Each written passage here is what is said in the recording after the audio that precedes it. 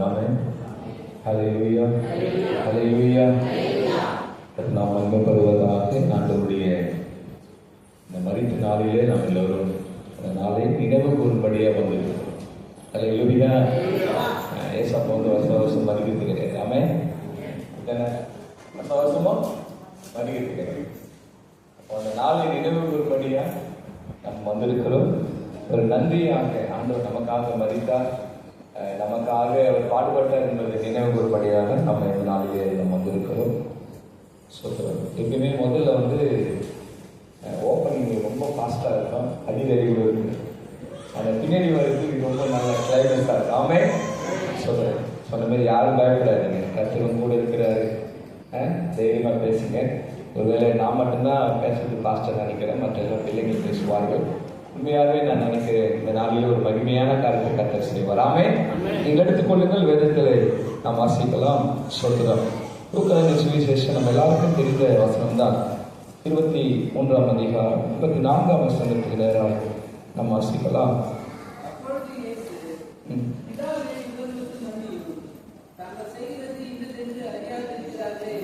சொல்கிறோம்.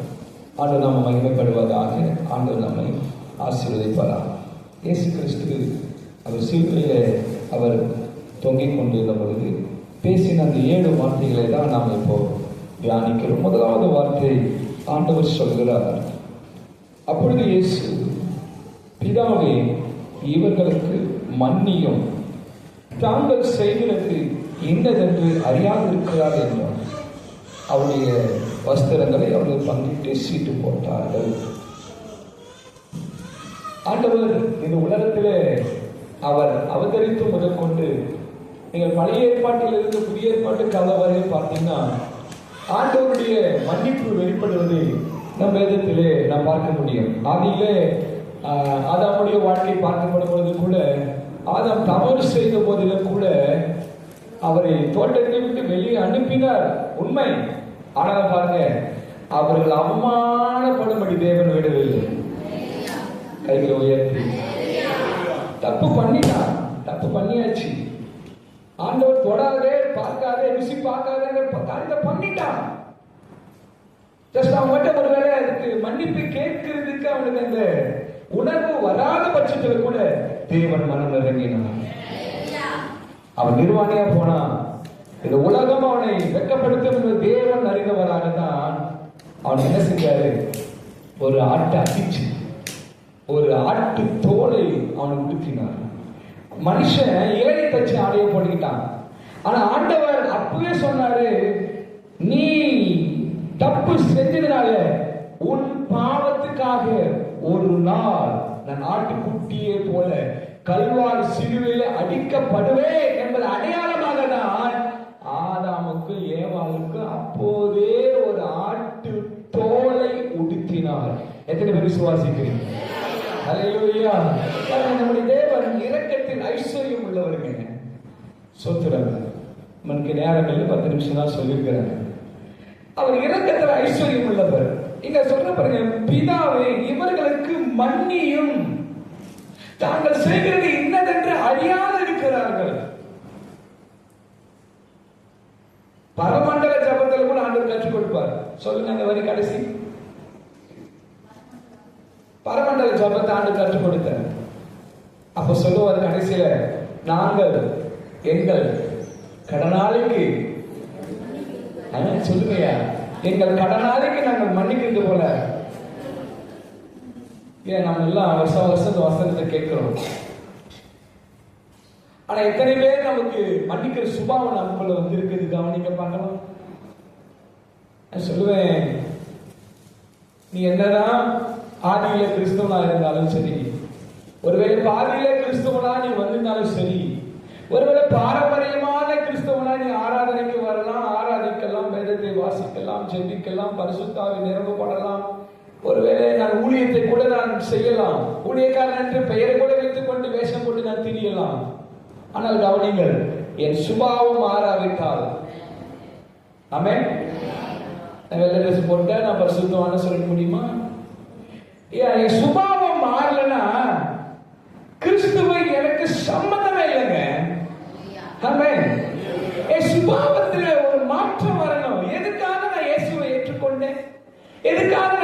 திருச்சபைக்கு வருகிறேன்? எதற்காக வார தவறாம ஆரம்பித்து வருகிறேன்? எதுக்கு வார தவறாம தேவனை ஆராதிக்கிறேன்? என் சுபாவம் மாறாம நான் ஆரம்பத்திலே கொண்டு இந்த சுபாவத்தை வைத்துக் கொண்டிருப்பேன் சொன்னா நீங்கள் படுகிற பிரயாசம் எல்லாம் வீணாய் போய்விடுமே. உங்கள் சுபாவம் மாற வேண்டும். இயேசு சொன்னார் பாருங்க, பிதாவே இவர்களுக்கு மன்னியும். நாங்கள் என் கடனாளிகளுக்கு நாங்கள் மன்னிக்கிறது போல நீங்களும் மற்றவர்கள் மன்னியும் என்று சொன்ன ஒரு அருள்நாதர் இயேசு கிறிஸ்து. நீங்கள் எந்த வேதத்தில் நீங்கள் வாசித்து பாருங்க. ஒருவேளை இது பைபிள், ஒருவேளை இந்துக்கள் வைத்திருக்கிற பகவத்கீதையா இருந்தாலும் சரி, இஸ்லாமியர் படிக்கிற அந்த குரானா இருந்தாலும் சரி, சோத்திரம் எதிலுமே இப்படிப்பட்ட வார்த்தையை முக்கியத்துவம் படுத்தினது இல்லை. அல்லேலூயா, அல்லேலூயா. ஆனால் வேதம் மட்டும்தான் அந்த மன்னிப்பு என்பதை கற்றுக் கொடுக்கிறது. ஆண்டவர் சொன்னார் பாருங்க, உங்களை ஒரு கையில் தூரம் பலவந்தம் பண்ணினார் அவனை கூட நடந்து போல ஆண்டவர் சொல்றார். உனக்கு என்ன சொல்ல, அடிக்கபடி உன் வலது கணத்தை அரைத்தால் இடது கணத்தை காற்றான ஆண்டவர் சொல்லிட்டு போறாரு. அது சுபாவம் நமக்கு வேணுங்க. அல்லேலூயா. அப்ப மன்னிக்கிற சுபாவம் நமக்குள் இருந்தாதான் நம்ம இயேசுவின் பிள்ளை என்பதற்கு அடையாளம். அடையாளமே அதுதான். பேதுரு இயேசு கொடுத்து கேட்கிற, ஆண்டவரே என்ன வசந்த சொல்லிட்டு அதிகம் சொல்ல லேட் ஆயிடும், நான் சப்ஜெக்டுக்கு வந்துக்கிறேன். ஆண்டவரத்தில் கேட்கிறான், ஆண்டவரே என் சகோதரர் எனக்கு விதமா தப்பு செஞ்சான், நான் எத்தனை முறை மன்னிக்கணும்? எத்தனை முறை? ஆமா. அவன் கேட்கிறான், ஆண்டவர் நான் 7 முறை மன்னிக்கணுமா? அவன் எதை வச்சு கேட்கிறான் தெரியுமா உங்களுக்கு? சொல்லுங்க, தெரிஞ்சா? பேதுரு மத்திய சுவிசேஷத்தை நீங்க எடுங்க, 13ஆம் அதிகாரம். ஸ்தோத்திரம். மத்திய சுவிசேஷம் 13ஆம் அதிகாரம். ஸ்தோத்திரம். நல்லவர். ஹல்லேலூயா. ஸ்தோத்திரம், ஸ்தோத்திரம். அசீங்கள். ஸ்தோத்திரம், ஸ்தோத்திரம்.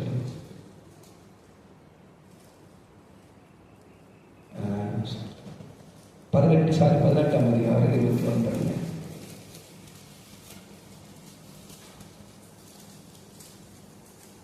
படிங்க.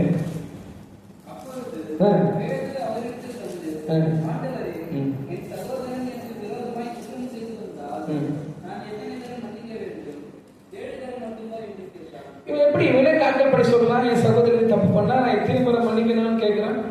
ஆண்டவர்கிட்ட கேட்க இவனே சொல்ற 7 தரமா அப்படின்னு கேட்கிறான். அல்லேலூயா. இந்த 7 தரம் என்பது நீங்கள் ஆதியாகம புத்தகத்துக்கு வாங்கலேன், நான் உங்களுக்கு காட்டி கொடுக்கிறேன். ஆதியாகம புத்தகம் 33ஆம் அதிகாரத்துக்கு வாங்கலேன். சொத்துறேன் நேரம் நினைக்கிறேன், எனக்கு டைம் பத்தாது போல. சொத்துறேன் பின்னாடி வர பிள்ளைங்க தயவுசெய்து கோச்சுக்காதீங்க. சொத்துறேன் 33ஆம் அதிகாரம் நீங்கள் எடுத்துக் கொள்ளுங்கள். 3 வசனம் படிக்க. 33:3.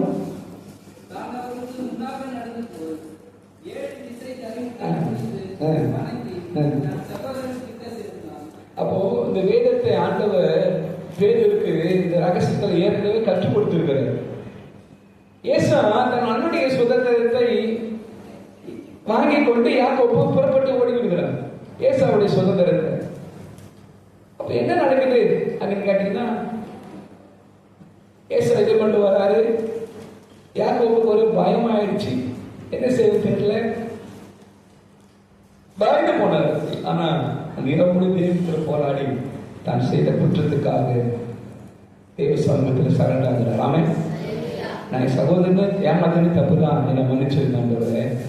அல்லேலூயா. அதுக்கப்புறம் தான் அவர் அவன் பேரை மாற்றி நீ போடா அவன் ஆசிரியர் சொல்றாரு. ஏசா 400 பேரோட வரான். யாக்கோப்பு காலி பண்ணின்னு சொல்லிட்டு. ஆனா பாருங்க, இந்த யாக்கோப்பு ஏசாவுக்கு முன்பாக போய் தன் மனைவி பிள்ளைகளை ஒரு வரிசையாக, தன் வேலைக்காரர்கள் ஒரு வரிசையாக, தன்னுடைய வேலையாட்கள் எல்லாம் ஒரு வரிசையாக நிறுத்தி அந்த ஏசாவுக்கு முன்பாக 7 விசை மன்னிட்டான். அவன் ஒரு முறை முட்டி போட்டான், இன்னொரு முறையும் முட்டி போட்டான். என்னதான் இருந்தாலும் சொல்லுவாங்க, ரத்த பாசல் சொல்லுவாங்கல்ல. அவன் வரும்போது, ஏசா வரும்போது 400 பேரோட கூட யாக்கோப்புடைய சுதந்திரத்தை எல்லாத்தையும் அழிச்சே போறதுன்னு வரான். ஆனா அந்த மன்னிக்கிற சுபாவத்தை ஏசாவுக்கு அங்க கொடுக்கிறாரு பாருங்க. முதல்ல யாக்கோபு ஒரு முறை கும்பிடுறான், 2 முறை கும்பிடுறான், 3 முறை கும்பிடுறான், 4 முறை, 5 முறை, 6 முறை, 7வது முறை கும்பிடுறான், 8வது முறை அவன் போறதுக்கு முன்னாடி ஏசா ஓடி போயிட்டு யாக்கோபை கட்டி தழுவி அணைத்து ஒருவருக்கொருவர் அழுதார்கள். ஹல்லேலூயா. நான் உங்களுக்கு சொல்கிறேன், இயேசு சொன்னாரு, ஆண்டவர் நம்மை மன்னித்தது போல நீங்களும் ஒரு சகோதரனா இருந்தாலும் சரி, ஒரு சகோதரியா இருந்தாலும் சரி, கூட பிறந்த யாராலும் சரி, தயவு செய்து நீங்கள் மன்னிக்க பாடுவீர்கள். கடினமான இருதயத்தோடு நீ வாழ்ன்னு சொன்னா உனக்குள்ள வியாதி பெருகிட்டு போகும். தெரியுமா உங்களுக்கு? மன்னிக்கிற சுபாவம் உன்னில் வராதனால தான் உனக்குள்ள வியாதி பெருகிட்டு போகும். டிப்ரெஷன் ஆகிறது, வியாதி வருது. உன்னுடைய மூளை, உன்னுடைய நரம்பு மண்டலங்கள் வெளித்தளத்தில் இருக்கிறதுனால தான் நீ ஆரோக்கியத்தை பெற முடியல. உங்களுக்கு நான் சொல்லி அனுப்புகிறேன், நீங்கள் வீட்டுக்கு போயிட்டு யாரிடத்திலாம் நீங்கள் கோபமா இருக்கிறீர்களோ, யாரிடத்திலாம் நீங்கள் மன்னிக்க முடியாதபடி நீங்கள் இன்று போல வைராக்கியத்தை வைத்திருக்கிறீர்களோ, இயேசு உனக்காக மரித்தது அவர் சொன்ன வார்த்தை உண்மை என்று சொன்னார். தயவு செய்து நீங்கள் போய் மற்றவர்களை மன்னிப்பு கேளுங்கள். உங்கள் விரோதத்தில் போய் சமாதானமாகுங்கள். ஆமென். அதுதான் ஏசாப்பா உங்களுக்கு கொடுத்திருக்கிறது. அல்லேலூயா, அல்லேலூயா. இன்னொரு சம்பவத்தை நான் சொல்லி டைம் முடிச்சிடுறேன். நீங்கள் வாசியுங்கள் அந்த சோத்திரம். மத்திய சுவிசேஷம் 21ஆம் அதிகாரத்தில் ஒரு சம்பவம் இருக்கிறது. மத்திய சுவிசேஷம் 21ஆம் 22 வசனத்தை நீங்கள் வாசியுங்கள். நல்லவர்.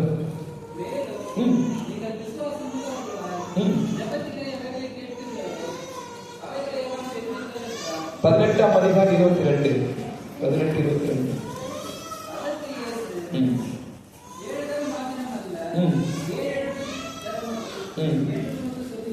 சரி.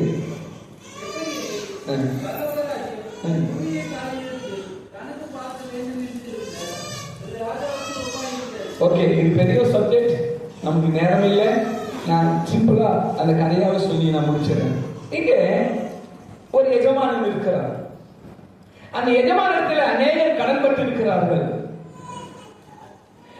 பரலோக ராஜ்யத்திலே கணக்கு பார்க்க வேண்டும் என்கிற ஒரு ராஜாவுக்கு ஒப்பா இருக்கிறது. எனக்கு அன்பான நீ நானும் பரலோகத்தை நோக்கி பயணம் போயிட்டு இருக்கிறோம். ஆமே. பரலோகம் போன பிற்பாடு அங்கே நமக்கு ஒரு ஜட்ஜ்மெண்ட் இருக்கிறது, கணக்கு வழக்கு அங்க ஒண்ணு இருக்குது. எத்தனை பேர் நம்புறீங்க? அல்லேலூயா. இந்த பூமியில நீ கணக்கு ஒப்புவிக்க ஒருவேளை தவறினாலும் தேவ ராஜ்யத்துக்கு போகும்போது கணக்கு கொடுத்துதான் ஆகணும். நான் அடிக்கடி சொல்லுவேன், அங்க போயிட்டு கணக்கு ஒப்புவிக்கிறத விட தயவு செய்து இங்க கணக்கு ஒப்புவித்து தேவனிடத்தில் மன்னிப்பு கேளுங்கள். ஆமென். அல்லேலூயா. இங்க ஒரு எஜமானிடத்துல அநேக ஜனங்கள் கடன்பட்டு இருக்கிறார்கள். அதில் ஒரு மனிதன் 14,000 தாலந்து கடன்பட்டு இருக்கிறார். அந்த எஜமான் 14,000 தாலந்து கடன்பட்ட மனுஷனை கூப்பிட்டு, நீ என்ன பண்ணு, உன் கடனை எல்லாம் சீக்கிரமாக செலுத்தி முடி. உன்னுடைய மனைவி, உன்னுடைய பிள்ளைகள், உனக்கு உண்டானது எல்லாத்தையும் விற்று நீ என்ன செய்ய, கடனை தீர்த்துடு. இதுக்கப்புறம் நான் பொறுமையா இருக்க முடியாது, உன் கடனை எல்லாம் சீக்கிரமா முடிச்சிருப்பா. அப்படி இல்லைன்னு சொன்னா நீயும் உன் மனைவியும் பிள்ளைகளை செய்யுங்க, எங்க அடிமைத்தனத்துல தான் இருப்பீங்க, அதான் கடனை முடிச்சிடுங்க அப்படி என்று அந்த எஜமான் தன்னுடைய உடன் வேலைக்காரத்துல கேட்கிறான். அதுக்கு அந்த உடன் வேலைக்காரன் ஒரு காரியத்தை செய்யறான் பாருங்க. அவன் சொல்றான், அவன் கணக்கு பார்க்க தொடங்கின போது, அந்த வசனத்துல வாசிக்கும் போது 26ஆம் அதிகாரத்துல, அப்பொழுது அந்த ஊழியக்காரன் தாழ விழுந்து, அவன் தாழ விழுந்து வணங்கி, ஆண்டவனே என்னிடத்திலே பொறுமையா இரும், எல்லாவற்றையும் உமக்கு கொடுத்து தீர்க்கிறேன் என்றான். ஆமென். அவன் சொல்ற பாருங்க, தாழ விழுந்து, ஆண்டவரே என்னிடத்திலே பொறுமையா இரும், எல்லாவற்றையும் கொடுத்து தீர்த்து விடுகிறேன் என்று சொல்லி அவன் மிகவும் வருந்தினான், மிகவும் வேதனைப்பட்டான், மிகவும் அவனை செஞ்சான், கஷ்டப்பட்டு தேவனுடைய அந்த மனிதனுடைய பாதத்தில் விழுந்தான். அந்த எஜமான் இறக்கப்பட்டு ஆமென். கீழ்வசனம் படிக்க பார்க்கிறோம். அந்த ஊழியக்காரனுடைய ஆண்டவன் மனது இறங்கி அவனை விடுதலை பண்ணி கடனையும் அவனுக்கு மன்னித்து விட்டான். அல்லேலூயா, அல்லேலூயா. ஆனால் பாருங்கள், 14,000 தாலந்தை கடன் பெற்ற இந்த மனிதனுடைய கடனை அந்த எஜமான் மன்னித்து அனுப்பிவிட்டான். ஆனா இவனிடத்திலே ஒரு மனிதன் கடன் பட்டிருந்தான். 100 அங்க சொல்லப்பட்டிருக்கிறது 100 வெள்ளி, 100 வெள்ளி கடன் பட்டிருந்தான். 14,000 தாலந்தை கடன் பட்டவனை எஜமான் அனுப்பி விட்டான். இவனிடத்தில் 100 வெள்ளி தான் கடன் பட்டிருந்தான். இவன் என்ன பண்ண போகும்போது அந்த கடைக்காரன் வந்தான் பாரு, 100 வெள்ளி கடன் பட்டு வந்தான். அவனை கூப்பிட்டு மரியாதையா கடனை கொடுத்து ஆமென். அல்லேலூயா. கடனை கொடுத்து எப்படி சொல்ல, அவனை பிடித்து சொண்டையை நெறித்து. எவ்வளவு கொடுமையான செய்தி பாருங்க. எங்க உனக்கு பரலோக எஜமா இவ்வளவு பெரிய பாவத்துல உனக்கு மன்னிச்சாரு. ஒரு சின்ன தவறு, ஒரு சின்ன குற்றங்களை செய்த அந்த மனிதனுக்கு மன்னிக்காம போனது என்ன? எத்தனை பேர் இந்த சுபாவத்தில் இருக்கிறீங்க? மன்னிக்கிற சுபாவத்தில் தெரிவது இருக்கிறீங்க? அல்லேலூயா, அல்லேலூயா. கர்த்தர் நல்லவர், கர்த்தர் நாம் மகிமைப்படுவதாக. அதனால நாம மன்னிக்கிற சுபாவத்தில் வருவோம். தேவன் நிச்சயமாகவே நம்மை மன்னிப்பாராக. ஆமென். ஆண்டவரே, இந்த வசனத்தை கேட்ட ஒவ்வொரு பிள்ளைகளுக்கும் அந்த மன்னிக்கிற சுபாவத்தை என் பிள்ளைகளுக்கு நீங்க தந்தரணும் ஆண்டவரே. ஆண்டவரே, கடன்பட்டவன் ஆண்டவரே மற்றவர்களுக்கு மன்னித்தது போல இந்த பிள்ளைகளும் மற்றவர்களுக்கு மன்னிக்கக்கூடிய கிருபை தாரும். எஜமானாக நீர் இந்த பிள்ளைகளுடைய பாவங்களையும் கடன்களையும் மன்னித்து இருக்கிறீங்க. அதுபோல இந்த பிள்ளைகள் இவ்விடத்தை யாரெல்லாம் கடன் பெற்றிருக்கிறார்களோ, யாரெல்லாம் மன்னிக்க வேண்டும் என்று விரும்புகிறார்களோ எல்லாரும் மன்னிக்கக்கூடிய சுபாவத்தை வந்திருக்கிற அனைத்து பிள்ளைகளுக்கு நீ தரும்படியா நான் சொல்லிக்கிறேன். அப்படி செய்ய போறதுக்காக நன்றி. இயேசுவின் நாமத்தினால் பிதாவே.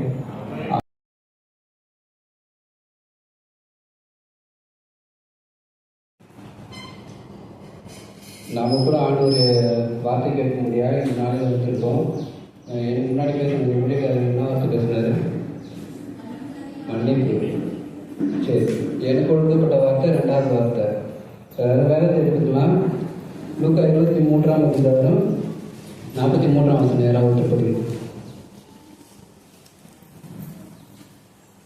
இயேசு அவனை நோக்கி, இன்றைக்கு நீ என்னுடனே கூட பரதேசில் இருப்பாய் என்று மெய்யாகவே உங்களுக்கு சொல்லுகிறேன் என்றார். ஆமாம்.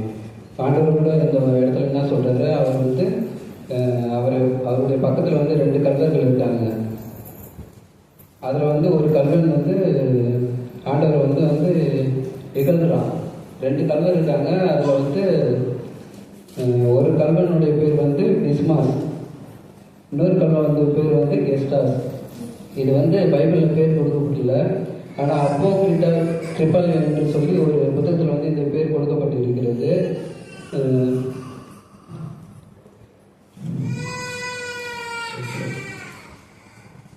ஆண்டவர் வந்து சிலுவையில் வந்து அறையப்படும்படியாக இருக்கும்போது அந்த 2 கல்வர்கள் இருக்காங்க.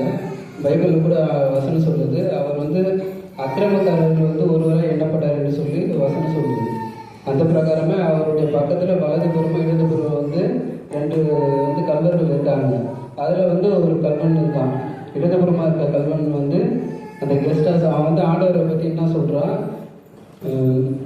லூக்கா 23ஆம் அதிகாரம் 39 வசனத்தில் சொல்கிறான். அவன் வந்து ஆண்டவரை பார்த்து, கிறிஸ்துவானால் உன்னையே என்னையும் ரட்சித்துக்கொள் என்று அவரை இகழ்கிறான். ஆனால் வந்து மற்றவன் வலதுபுறமாக இருக்க அந்த டிஸ்மாஸ் வந்து சொல்கிறான், நீ இந்த ஆக்கடிக்கு உட்பட்டவனாக இருந்தோம். அதாவது நம்ம வந்து பாவம் செஞ்சோம், திருடினோம், கொலை செஞ்சோம். அந்த பாவத்துக்காக வந்து நம்மளை வந்து சிலுவையில் அறையிறாங்க. இந்த தண்டனைக்கு வந்து நம்ம வந்து உட்பட்டவனாக இருந்தோம், ஆண்டவருக்கு வந்து பயப்படுகிறது இல்லையா அப்படின்னு சொல்லி சொல்கிறான். நாமும் அடுத்த வருஷம் வந்து நாமும் நியாயப்படி தண்டிக்கப்படுகிறோம். நாம் நடப்பித்தவைகளுக்கு தக்க பலனை அடைகிறோம். இவரோ தகாதொன்றையும் நடப்பிக்கவில்லை என்று அவனை வந்து கடிந்து கொள்றான். அவன் வந்து அந்த வேலையை சொல்றான், நம்ம வந்து பாவம் செஞ்சோம், அதனால வந்து நமக்கு தண்டனை கொடுத்தாங்க அப்படின்னு சொல்றான். அப்படி சொல்லும்போது அவனுடைய பாவங்களை வந்து ஆண்டவருக்கு முன்னாடி வந்து அவன் அறிக்கைன்றான். அந்த மரண வேலையில் கூட தான் சாக போறேன்னு சொல்லி கூட அவனுக்கு தெரியும். அந்த மரண வேலையில் கூட அந்த கல்வன் வந்து மனம் திரும்புகிறான்.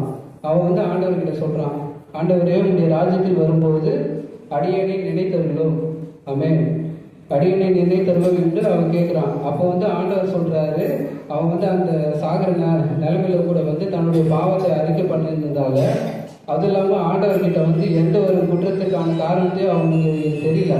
ஆண்டவர் வந்து நல்லவர் என்று அவன் விசுவாசிக்கிறான். அதனால வந்து ஆண்டவர்கிட்ட வந்து உங்களுடைய ராஜ்யத்தில் வரும்போது மரணத்துக்கு அப்புறம் கூட ஒரு வாழ்க்கை இருக்கு அப்படின்ற வார்த்தையை வந்து அவன் நினைக்கிறான். நினைச்சிருந்ததுனால தான் வந்து அவன் கேட்குறான், உங்களுடைய ராஜ்யம் வரும்போது அடியனை நினைத்தருளும் அப்படின்னு சொல்லி கேட்கும் பொழுது ஆண்டவர் சொல்றாரு, நீ இன்றைக்கு என்னோட கூட பரதேசில் இருப்பாய். பரதேசி என்கிற வார்த்தை வந்து கிரேக்க மொழியிலிருந்து வருது. பரதேசி என்பதற்கு வந்து சொர்க்கம், பரலோகம் என்று அர்த்தமா. ஆண்டவர் சொல்றாரு, இன்றைக்கு நீ என்னோட கூட பரதேசில் இருப்பாய். இந்த பரதேசில் இருப்பாய் என்ற வார்த்தை வந்து ஆண்டவர் வந்து அந்த மரண பரிதல கூட வந்து அவனுக்கு ரட்சிப்பு கொடுக்கிறாரு. இயேசு என்பதுக்கு வந்து என்ன அர்த்தம்? தமது ஜனங்களின் பாவங்களை ரட்சிக்கிறவர்.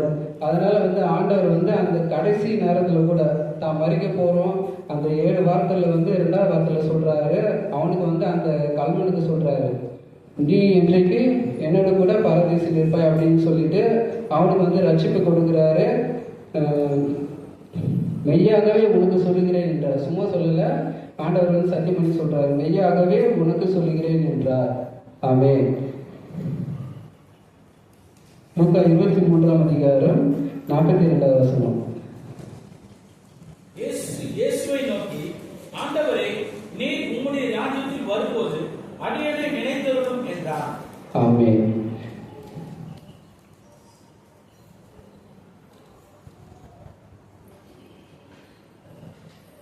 மார்க்கு 10ஆம் அதிகாரம் 17வது வசனத்தை வாசிக்கலாம்.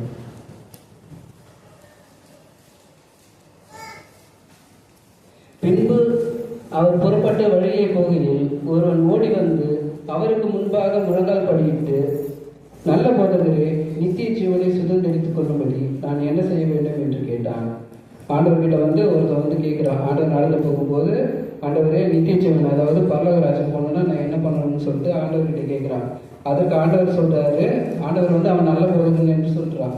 ஆண்டவர் அதுக்கு என்ன சொல்றாரு, என்ன ஏன்பா நல்லவன் நீ சொல்ற? ஆண்டவரை தவிர, என்னுடைய பிதாவை தவிர வேற ஒன்றும் நல்லவன் இல்லை அப்படின்னு சொல்லி சொல்றாரு. அதுக்கு வந்து ஆண்டவர் கட்டளைகள்லாம் சொல்றாரு, உபச்சாரம் பண்ணாத, கொலை செய்யாத, கல் செய்யாத, பொய் சாட்சி சொல்லாத, வஞ்சனை செய்யாத, உன் தகப்பனை உன் தாயையும் கணப்பனுவாய் அப்படின்ற கற்பனை கட்டளை எல்லாம் சொல்றாரு. அதுக்கு வந்து அவன் சொல்றான், என்னுடைய சின்ன வயசுல இருந்தே நான் இதெல்லாம் கேட்டு நடந்திருக்கேன் அப்படின்னு சொல்லி சொல்றான். அப்போ வந்து ஆண்டவர் அவனை பார்த்து சொல்றாரு, இன்னும் உன்னிடத்தில் வந்து ஒரு குறை உண்டு. நீ போய் உனக்கு உண்டானவைகளை எல்லாம் விற்று தரித்திற்கு கொடு. அப்பொழுது பரலோகத்திலே உனக்கு பொக்கிஷம் உண்டாயிருக்கும். பின்பு சிலுவை எடுத்துக்கொண்டு என்னை பின்பற்றி வா என்றார். ஆண்டவர் அவங்ககிட்ட சொல்றாரு, உனக்கு இருக்கிற சொத்தெல்லாம் விற்று, அவன் வந்து ஐஸ்வர்யவன், உங்ககிட்ட இருக்க வந்து சொத்தெல்லாம் விற்று தரித்திற்கு கொடுத்துட்டு நீ என்னை பின்பற்றி வா அப்படின்னு சொல்றாரு.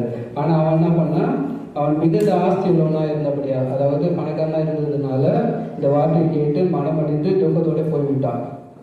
அதுக்கு ஆண்டவர் சொல்றாரு, ஐஸ்வர்யவான் தேவனுடைய ராஜ்யத்தில் பிரவேசிப்பது எவ்வளவு அரிதாக இருக்கிறது என்று சொல்லி ஆண்டவர் சொல்றாரு.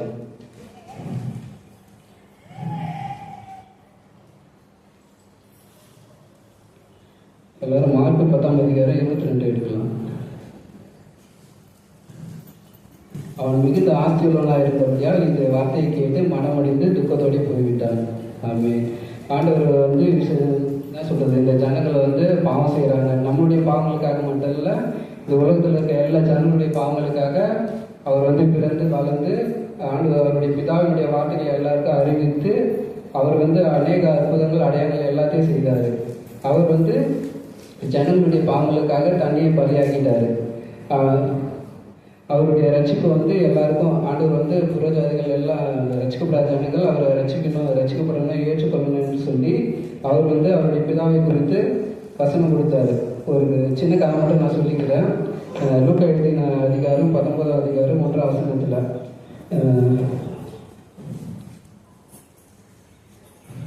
ஆயக்காரனுக்கு தலைவனாக இருந்து ஐஸ்வர்யனாக இருந்து சகை எண்ணப்பட்ட ஒரு மனுஷன் இருந்தான். அவன் வந்து எப்படியாவது இயேசு வந்து பார்க்கணும் அப்படின்னு சொல்லி அவன் நினச்சிட்டு இருக்கும்போது ஜனக்கூட்டம் வந்து அதிகமாக இருக்கு. இயேசு வந்து எரிகோவுக்கு போகும்போது ஆண்டவருடைய வார்த்தையை சொல்கிறாரு. அப்போ வந்து ஜனக்கூட்டம் அதிகமாக இருக்குது. சகை வந்து குள்ள மனுஷனாக இருந்தபடினாலே அவரை ஜனக்கூட்டத்தில் பார்க்க முடியல. அவர் போகிற வழி எதுன்னு சொல்லி பார்த்துட்டு அவன் ஓட்டமாக ஓடி ஒரு காட்டுத்தி மரத்து மேலே ஏறினான். ஏறி இயேசு வந்து கரெக்டாக நடந்து வர்றாரு. நடந்து வரும்போது அந்த காட்டத்தி மரத்துக்கிட்ட வந்து நின்று அண்ணாந்து பார்த்து இயேசு அவனை கண்டு அவனை கூப்பிட்றான், சகைவே நீ சீக்கிரம் இறங்கி வா, இன்றைக்கு நான் உன் வீட்டிலே தங்க வேண்டும் அப்படின்னு சொல்லி சொல்கிறாரு. அவன் என்ன பண்ணா சீக்கிரமாக இறங்குறான். மரத்துலேருந்து கீழே இறங்கி சந்தோஷமாக அவர் வந்து அழைச்சின்னு போகிறான். அவன் வீட்டுக்கு கூப்பிட்டு போகும்போது எல்லா ஜனங்களும் சொல்கிறாங்க, இவன் வந்து பாலியான மனுஷத்தில் போகிறாரு அப்படின்னு சொல்லி எல்லாரும் முறுமுறுக்கிறாங்க. ஆனால் ஆண்டவர் வந்து அவன் வீட்டுக்கு போகிறாரு. போயிட்டு அவன் வந்து அவன் வந்து உன்னை நீ பாவம் செய்கிற அக்கிரமம் செய்கிற அப்படின்னு சொல்லி ஆண்டவர் சொல்லலை. ஆனால் அவனே வந்து சொல்லிட்டான். 8ஆம் வசனம் சொல்லுது, என் ஆஸ்தியை பாதியை ஏழைகளுக்கு கொடுக்கிறேன். நான் ஒருவனிடத்தில் எதையாகிலும் அநியாயமாய் வாங்கினதுண்டானால் நாளத்தனியாய் திரும்ப செலுத்துகிறேன் என்று சொல்லி அவனுடைய பாவத்தை வந்து அறிக்கை பண்ணுறான். அறிக்கை பண்ணும்போது ஆண்டவர் சொல்கிறாரு, இன்றைக்கு இந்த வீட்டுக்கு ரட்சிப்பு வந்தது, இவனும் ஆபிரகாமுக்கு குமாரனாக இருக்கிறானே. விசேஷமாக கூட நம்ம வந்திருக்க எல்லாரும் நம்ம குடும்பத்தில் கூட ரசிக்கப்படாமல் யாராவது இருக்கலாம். கணவன் ரசிக்கப்பட்டு மனைவி ரசிக்கப்படாமல் இருக்கலாம். இல்லை மனைவி ரசிக்கப்பட்டு கணவன் ரசிக்கப்படாமல் இருக்கலாம். இல்லை வந்து கணவன் மனைவி ரசிக்கப்பட்டிருந்தாலும் பிள்ளைகள் ரசிக்கப்படாமல் இருந்திருக்கலாம். உங்கள் வீட்டில் இருக்க எல்லாருக்கும் வந்து ஆண்டவருடைய வசனத்தை சொல்லுங்கள். ஆண்டவரே அவங்க வந்து ரட்சிப்பை கொடுங்க. நம்ம மட்டும் பரலோகம் போனால் போதாது, நம்ம குடும்பத்தில் இருக்க எல்லாரும் பரலோகம் போகணும். அவங்கள வந்து ஆண்டவருடைய வார்த்தையை சொல்லி அவங்கள நம்ம சபை கொண்டு வாங்க ரட்சிப்பில் நடத்தி ஆண்டவர் நமக்கு என்று வைத்திருக்கிற மரணத்திற்கு அப்புறம் நமக்கு வைத்திருக்கிறதான அந்த பரலோகத்தில் நம்ம குடும்பமாய் போகணும். அதற்காக அவர்கள் ஆதாயப்படுத்தி கொண்டு வாங்க. எல்லாரும் கண்ணையும் எங்களை நேசிக்கிற எங்கள் அன்பின் பரலோக பிதாவே, இந்த ஆசீர்வதிக்கப்பட்டதான பரிசுத்த ஆண்டவரே சுத்திர புனிதவெளி ஆண்டவரே சுத்திர இந்த நாளிலும் கூட ஆண்டவரே சுத்திர ரட்சிப்பு என்கிற தலைப்பில் ஆண்டவரே பேசும்படியாக நீங்கள் கிருபை செய்திரு. நமக்கு நன்றி ஆண்டவரே. சொன்ன நானும் ஆண்டவரை கேட்கிற ஜனங்கள் ஆண்டவரே சுத்திரமுடைய வார்த்தையை ஏற்றுக்கொண்டு அவர்கள் குடும்பத்தில் யாரெல்லாம் ரட்சிக்கப்படாமல் இருக்கிறார்கள் அவர்கள் ஆண்டவரே உடைய ரட்சிப்பில் ஆண்டவரை கொண்டு வந்து மூடிய பரலோகத்திற்கு அவர்களை ஆயத்தப்படுத்தும்படி ஆண்டவரே நாங்கள் ஆராதிக்கிற என்னுடைய ஆண்டவரே தலைமை சபை கொண்டு வந்து சேர்க்க முடியாது நாங்கள் செபிக்கிறோம். ஆண்டவரே சுத்தம் நீங்கள் வழிநடத்துங்க, பெரிய காரியம் செய்யும். இயேசுவின் நாமத்தில் செபிக்கிறோம் சொல்லுங்கள்.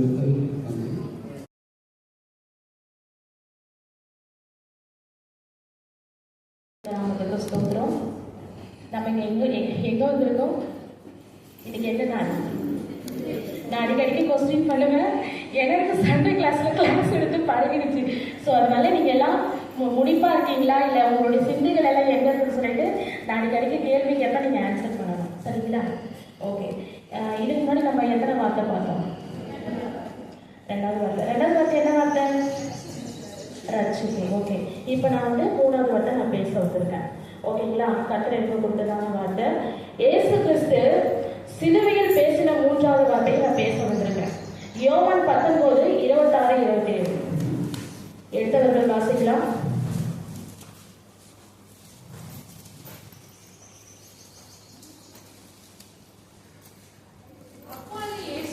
அப்பொழுது இயேசு தம்முடைய தாயையும் அருகே நின்ற தமது அன்பாயிருந்த சீஷனையும் கண்டு தம்முடைய தாயை நோக்கி, ஸ்திரீயே, அதோ உன் மகன் என்றார். பின்பு அந்த சீஷனை நோக்கி, அதோ உன் தாய் என்றார். அந்நேரம் முதல் அந்த சீஷன் அவளை தன்னிடமாய் ஏற்றுக்கொண்டார். ஓகே. கிறிஸ்துவுக்கு பிரியமானவர்களே, இயேசு கிறிஸ்து சிலுவையில் தொங்கின 7 வார்த்தையை நாம் தியானித்துக் கொண்டிருந்து வருகிறோம். இந்த நாளில நான் பேச போறது என்னன்னா 3வது வார்த்தை. அதாவது இயேசு கிறிஸ்து சிலுவையில் இருக்கும் பொழுது அவர் பார்த்து சொல்ற வார்த்தை, யோவானை பார்த்து சொல்றாரு. என்ன சொல்றாரு? அதோ உன் தாயின்னு சொல்றாரு. ஓகேவா? அவங்கள பார்த்து என்ன சொல்றாரு? அதோ உன் மகன் சொல்லிட்டு சொல்றாரு. அப்போ இந்த 3வது வார்த்தை ஸ்திரீ. ஓகேவா? ஸ்திரீ எனப்பட்ட வார்த்தை அது வேதத்துல பொறிக்கப்பட்டிருக்கிறது. அப்போ இந்த ஸ்திரீ எனப்பட்ட வார்த்தை அவர் பாத்தீங்கன்னா ஏறக்குறைய 6 மணி நேரம்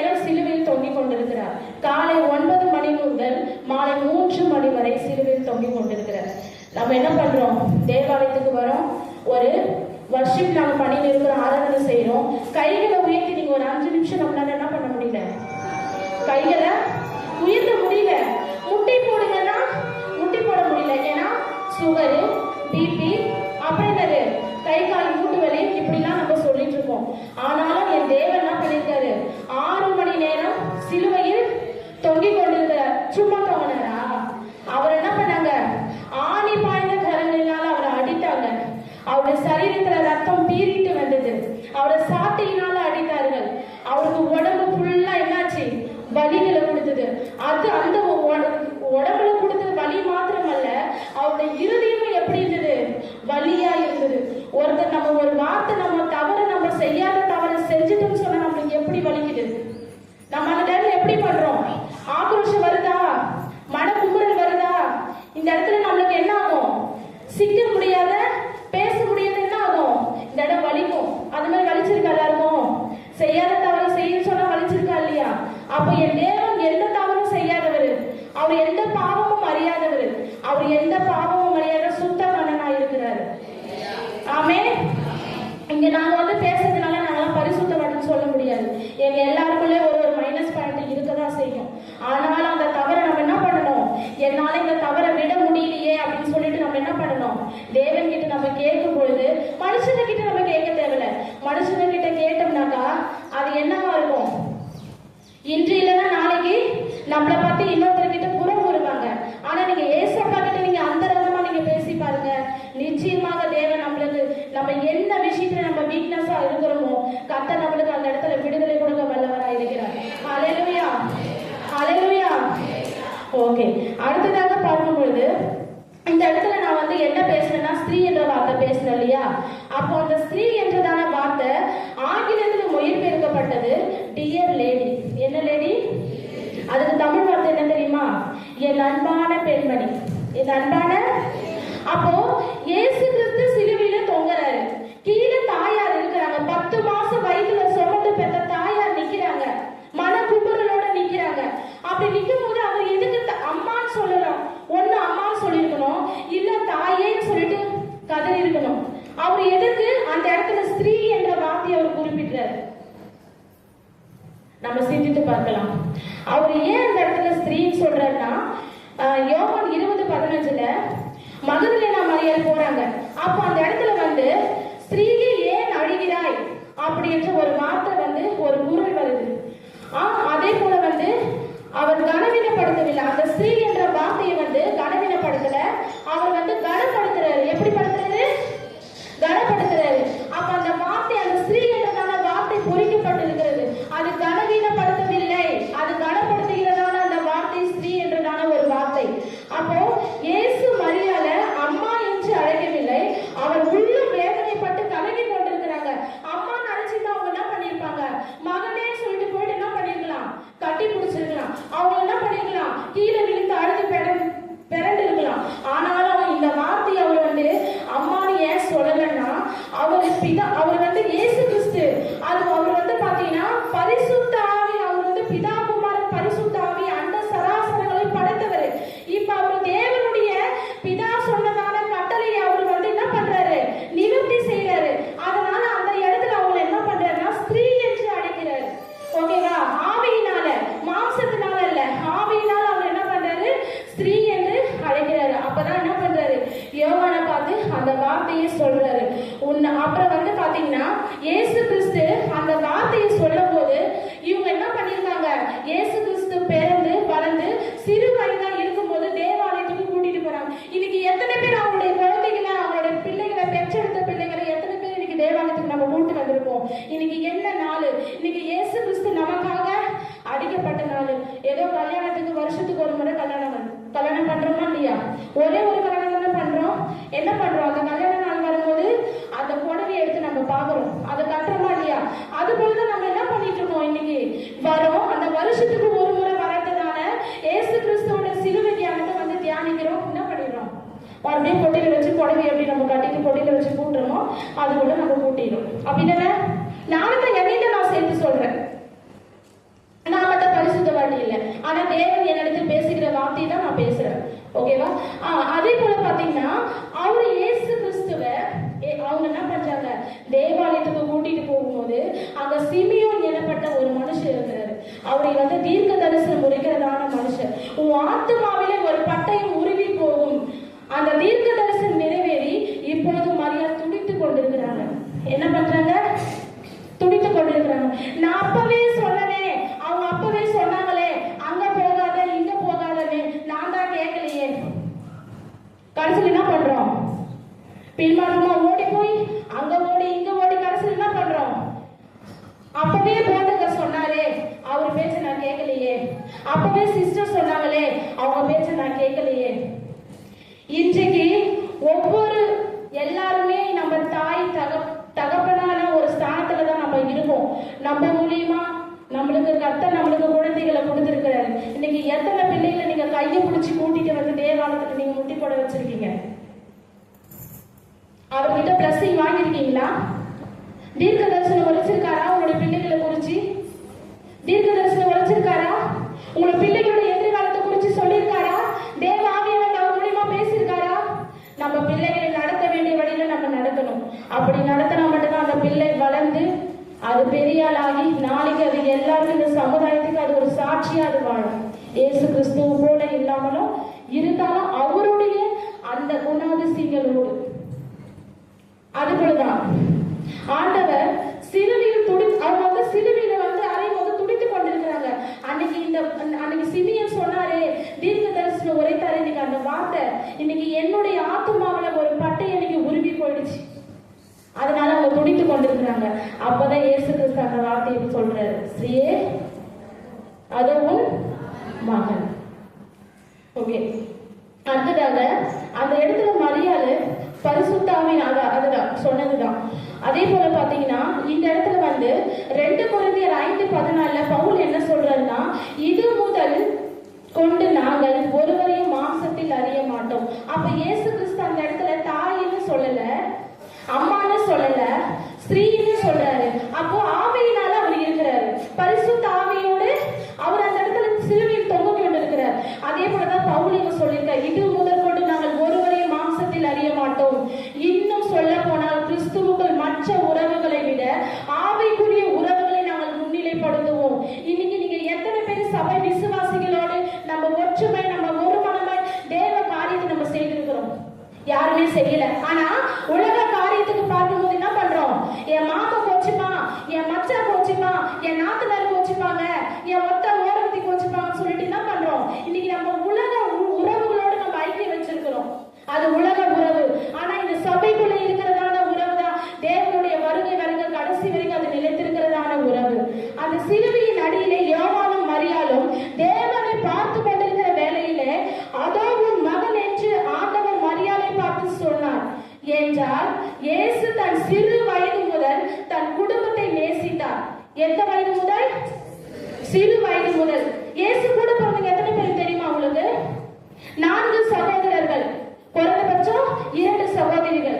இயேசு கிறிஸ்து மூத்த பிள்ளை. தன்னுடைய தாய் வந்து சிறு வயதிலேயே என்ன பண்ணாங்க? கணவனை தவறிட்டாங்க, விதவையா இருக்கிறாங்க. யோசேப்பு இள வயதிலே அதாவது அவர் இள வயதுல என்ன பண்ணிட்டாரு? இறந்துட்டாரு. இப்ப அடுத்தது குடும்ப கஷ்டத்தை யார் எடுக்கணும்? மூத்த மகன் இயேசு கிறிஸ்து தான் குடும்ப கஷ்டத்தை, குடும்ப பாரத்தை எடுக்கணும். அவர் எடுத்தாரு. சிறு வயது முதல் தன் தாய் பட்ட பாட அவர் கிட்ட இருந்து பார்த்ததுனால அவர் என்ன பண்றாருன்னா தச்சர் வேலைக்கு போறாரு. என்ன வேலைக்கு போறாரு? இயேசு கிறிஸ்து வானத்துல இருந்து குடிச்சிட்டாரா? சோப்பா போட்டு உட்காண்டாரா? நான் என்னால எந்த வேலையும் செய்ய முடியாது, ஏன்னா நான் வந்து கடவுள் அனுப்பின பிள்ளைன்ட்டாரா? இல்லங்க, அவரு தேவன் அனுப்பின பிள்ளையா இருந்தாலும் பிதாவின் சித்தத்தை செய்ய இவர் வல்லவராய் இருந்தார். இவரும் நம்மள மாதிரி சாதாரண மனுஷன் தான். நம்மளுக்கு இருக்கிற கை கால், நம்மளுக்கு இருக்கிற எல்லாமே அவருக்கு இருந்துச்சு. ஆனாலும் அவர் கஷ்டத்தின் பாடுகளை அவர் அனுபவித்தார். தன் தாய் பட்ட பாடுகளை அவர் சிறு வயது முதல் அவர் அனுபவித்ததுனால 33 வருஷம் என்ன பண்றாரு? தன்னுடைய குடும்பத்தை அவர் கஷ்டத்தை அவர் எடுக்கிறாரு. நீங்க எத்தனை பேர் நீங்க குடும்ப கஷ்டத்தை நீங்க பாரத்தை எடுக்கிறீங்க? நானும் என்னையும் சேர்த்துதான் சொல்றேன். இன்னைக்கு நம்ம எத்தனை பேர் குடும்ப பாரத்தோட இருக்கோம்? ஒரு குடும்பத்துல அண்ணன் தம்பி 5 பேர் 4 பேர் என்ன பண்றோம்? அந்த தாய 6 மாசம் மூவீட்லயும் 6 மாசம் மூவீட்லயும் சொல்லிட்டு என்ன பண்றோம்? நம்ம பங்கு போடுறோம். ஆனா தாய் எப்படி பார்த்தாங்க? அதே வயிறு தானே. எல்லாருக்கும் சரிசமமாக சாப்பாடு கொடுத்தாங்க, எல்லாரும் சரிசமமாக ட்ரெஸ் எடுத்து கொடுத்தாங்க, எல்லாரும் சரிசமமாக தானேங்க வளர்த்தாங்க. ஏன்னா அவங்க கண்ணு வெண்ண ஒரு கண்ணில் சும்மா ஒரு கண்ணில் பார்த்தாங்களா? இல்லை. அதனால அவர் என்ன பண்றாரு, என் தாய் நான் சாகும் போது, நான் மறிக்கும் பொழுது என் தாய் தனியா போயிடுவாங்க, எங்க அவங்க வந்து திக்கச்சோர்கள் ஆயிடுவாங்களே, என் தாய்க்கு ஒரு அடைக்கலம் இல்லையேன்னுதான் யோவானை பார்த்து அந்த வார்த்தையை சொல்றாரு. எப்படி சொல்றாரு? என்னன்னு சொல்றாரு? அதான் உன் தாய் என்று. யோவானை பார்த்து ஏன் இங்க சொல்றாருன்னா, அதாவது யாத்திராகம் 20:12 எடுக்கலாம். வாசிங்க, பக்கத்துல எடுத்து வாசிங்க.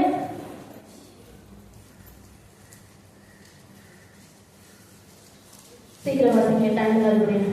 உன் தேவனாகிய கர்த்தர் உனக்கு கொடுக்கிற தேசத்திலே உன் நாட்கள் நீடித்திருப்பதற்காக உன் தகப்பனையும் தாயும் கனப்படுவாயாக.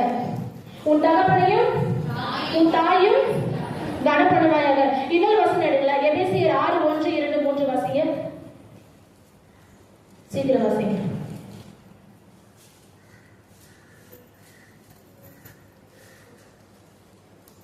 உனக்கு நன்மை உண்டாயிருப்பதற்கும் பூமியிலே உன் வாழ்நாள் நீடித்திருப்பதற்கும் உன் தகப்பனையும் உன் தாயும் கனம் பண்ணுவாயாக என்பது வாக்குத்தத்தமுள்ள முதலாம் கற்பனையாய் இருக்கிறது.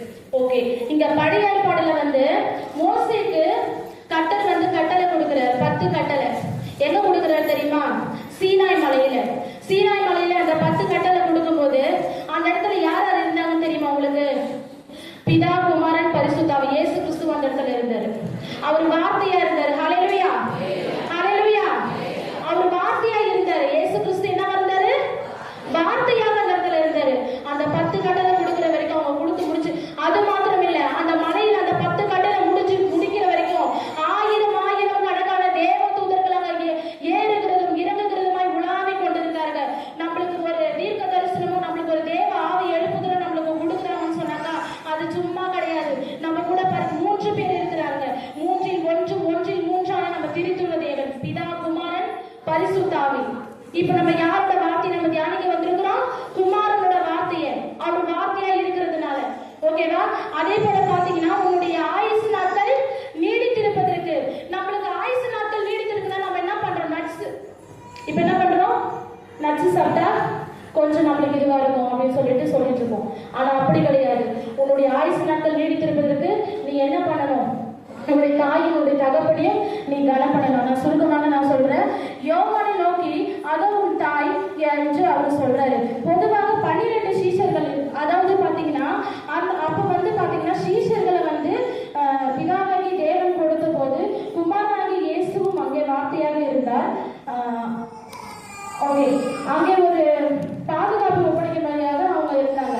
ஓகேவா? திரளான கூட்டம். இது நீங்க பாத்தீங்கன்னா உங்களுக்கு இயேசுவை பின்பற்றுகிறதுக்கு திரளான கூட்டங்கள் 100 கணக்கானவர்கள் வந்தாங்க. அப்படி அந்த 100 கணக்கானவர்கள் வரும்போது திரளான கூட்டங்கள் இயேசுவை பின்பற்றினார்கள். அதுல பாத்தீங்கன்னா 70 பிரதான சீஷர்களை தேர்ந்தெடுத்தார். எத்தனை சீஷர்கள்? 70 பிரதான சீஷர்கள். லூக்கா 10:1 வாசிக்கும் போது அவர் அந்த 70 பேர் என்ன பண்றாரு? பேர் 2 பேராக பிரித்து தன்னுடைய கிராமங்களுக்கு செல்கிறதான இடத்தை ஆயத்தம் பண்ணும்படி அனுப்பி வைத்தாரு. அப்ப அந்த 70 பேர்களில் 12 பேரை சீஷர்களாக தேர்ந்தெடுத்தார். அந்த 12 சீஷர்கள் பிரதான மாணவர்கள். அதுல பேதுரு ஒருத்தர். அனுப்பப்பட்ட பிரதான மாணவர்களில் 3 பேர் இயேசுவுக்கு நெருக்கமானவர்கள். அந்த 3 பேர் யார் தெரியுமா? பேதுரு, யாக்கோபு, யோவான். இவங்க 3 பேர் தான் அவருக்கு நெருக்கமானவர்களா இருந்தாங்க. அவங்க எங்கெல்லாம் போனாங்க தெரியுமா? கெத்செமனே தோட்டத்துல தேவன் வேதனைப்பட்டு அழுது கொண்டிருக்கும் போது மற்ற சீஷர்கள் என்ன பண்ணாங்க? காவலிகளை வைத்து உட்கார வச்சுட்டு காவலில் நீங்க இருங்கன்னு சொல்லிட்டு மீதி 3 சீஷர்களும் போறாங்க. அந்த இடத்துல அவர் உருக்குலைந்து அவர் அழுகுறாரு. அப்ப இந்த வேதனை எல்லாம் பார்த்து கொண்டிருக்கிறது யாரு? பேதுரு, யாக்கோபு, யோவான். ஓகேவா? 12 பிரதான அப்போஸ்தலர்கள் 3 பேரும் என்ன பண்றாங்க? ஆண்டவருக்கு நெருக்கமா இருந்தாங்க. இந்த 3 பேரில் மிக மிக மிக மிக நெருக்கமானவர் தான் யோவான். ஹல்லேலூயா, ஹல்லேலூயா. யோவான் எப்படி அவர் தேர்ந்தெடுக்கிறாருன்னா, அந்த தாயை பார்த்து சொல்றாருல, அதோ உன் தாயின்னு சொல்லிட்டு சொல்றாரு இல்லையா, ஸ்ரீயை பார்த்து. அது எதற்காக அந்த வார்த்தையை அவர் மற்ற சீசர்களுக்கு உரைக்கல, மற்ற பேருக்கு உரைக்கல? யோவானுக்கு எதுக்காக அந்த வார்த்தையை உரைக்கிறாருன்றா, யூதர்கள் காலத்துல பஸ்கா பண்டிகைன்னு சொல்லிட்டு ஒரு பண்டிகை கொண்டாடுவாங்க. அந்த பஸ்கா பண்டிகை கொண்டாடும் போது யூதர்கள் என்ன பண்ணுவாங்கன்னா ஒரு கையை வைத்து ஊன்றி கொண்டு ஒரு கழித்து என்ன பண்ணுவாங்க அந்த பஸ்காவை கொண்டாடுவாங்க. எப்படி? ஒரு கழித்து பஸ்காவை கொண்டாடுவாங்க. அப்படி ஒரு கழித்து அந்த பஸ்காவை கொண்டாடும் பொழுதுதான் யோவான் என்ன பண்றாரு? இயேசுவோட மார்பில் இருக்கிறார். யோவான் என்ன பண்றாரு? இயேசுவோட மார்பில் இருக்கிறாங்க. அதுதான் இவர் அன்பின் சீஷன் என்று அழைக்கப்பட்டார். அதுதான் இவர் அன்பின் சீஷன் என்று அழைக்கப்பட்டார்.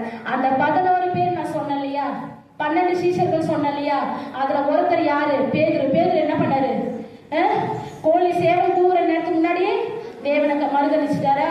இன்னொருத்தர் என்ன பண்ணாரு? யூதா என்ன பண்ணாரு? இயேசுவை காட்டி கொடுத்துட்டு கடைசியில் என்ன பண்ணாரு? அந்த தவறெல்லாம் உணர்ந்து வந்து தூக்கு போட்டு நாற்று கொண்டு செத்தாரு. மீதி 10 பேர் ஓடி போயிட்டாங்க. அதுல கடைசி வரைக்கும் நிலைத்திருந்தது யோவான் மாத்திரம். ஆமே ஆமே ஆமே ஹல்லேலூயா. அவர் யோவான் வந்து சிறு வயது வாலிபன். என்னை யாரு அடிச்சாலும் பரவாயில்ல, என்னை யாரு கொன்று போட்டாலும் பரவாயில்ல, என்னை யாரு வெட்டினாலும் பரவாயில்ல, என் சரீரத்துல ரத்தம் குத்தப்பட்டாலும் பரவாயில்ல என்று அவர் தைரியமாக அந்த சிலுவையின் மரணத்தடியில வந்து அவர் கீழே அவர் நிக்கிறார். இயேசு கிறிஸ்துவ கிட்ட வந்து நிக்கிறாருங்க.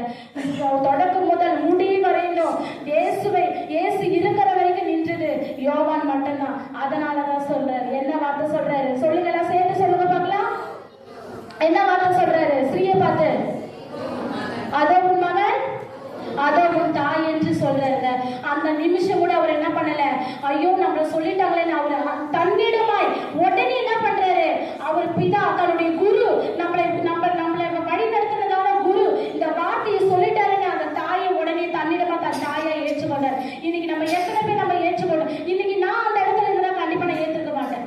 ஏன்னா எனக்கு நிறைய குடும்ப பாருங்கள், எனக்கு நிறைய குடும்ப கஷ்டங்கள், அதெல்லாம் நான் ஏற்றுக்க மாட்டேன். ஆனாலும் யோவானை போல நம்ம பின்பற்றி தேவனுடைய நாமத்தை நம்ம கடைசி வரைக்கும் நம்ம என்ன பண்ணணும்? நம்ம நிலைத்திருக்கணும் அவருக்குள்ள. எல்லாரும் ஒரு விஷயம், நம்ம சிறைகளை தாழ்த்துவோமா? எல்லாரும் நீங்க ஒப்பு கொடுங்க. கடைசி வரைக்கும் யோவானை போல நாங்கள் நிலைத்திருக்கணும் உமக்குள்ள. எங்களுடைய வம்சம் மாத்திரமல்ல, இன்னும் தலைமுறையா நாங்கள் உமக்குள்ள நாங்கள் நிலைத்திருந்து நாங்கள் கனி கொடுக்கணும். உண்மை நாங்கள் பின்பற்ற வேண்டும் என்று நம்ம எல்லாரும் ஒரு விஷயம் நம்ம தலைகளில் தாழ்த்துவோம்.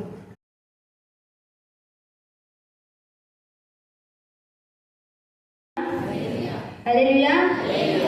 யாரு முகத்திலுமே ஒரு சந்தோஷமே இல்லையே. அல்லேலூயா. அந்த கரங்க தட்டுவோமா? சத்தமா அல்லேலூயா. முதல் வார்த்தை என்னங்க? மன்னிப்பு. நம்ம ஆண்டவர் மன்னிக்கிற தெய்வம் தானே. அவர் மன்னிக்காத தெய்வமா? மன்னிக்காத தெய்வம் தான் நம்ம இங்க நிற்கவே முடியாது. ஆமே. 2வது வார்த்தை என்னங்க? ரட்சிப்பு. ஆண்டவர் நம்ம ரட்சிக்கிறதுனாலதான் நம்ம இப்ப உட்கார்ந்து இருக்கிறோம். ஆமே. 3வது வார்த்தை பராமரிப்புன்னு சொல்லலாம். அல்லேலூயா அல்லேலூயா. ஏன் பராமரிப்பு நம்ம சொல்றோம்? அதை ஏன் பராமரிப்புன்னு சொல்றோம்? ஒரு சத்தமா சொன்னாதான் நானே ஃபர்ஸ்ட் இது எனக்கு கை கால உதறது. நீங்க இது மாதிரி கம்பெனி இருந்தீங்கன்னா எனக்கு பேசவே மாட்டேன். அல்லேலூயா. அதே உன் தாய், அதே உன் மகன், அது நம்ம பராமரிப்புன்னு சொல்றோம். இப்ப எனக்கு கொடுத்துருக்கிற வார்த்தை 4வது வார்த்தை. அது வந்து ரொம்ப ஸ்பெஷலான வார்த்தை. அல்லேலூயா அல்லேலூயா. ஏன் அது ஸ்பெஷலான வார்த்தை? ஏன்னா அது தத்தளிப்புன்னு வார்த்தை. ஏன்னா ஆண்டவர் அங்க சிலுவையில அறந்திருந்தனால அது நம்மளுக்கு ஸ்பெஷலான வார்த்தை. எல்லாம் எடுத்துக்குமா? மத்திய 27வது அதிகாரம் 46வது வசனம். யாராவது ஒருவர் சத்தமா படிங்க.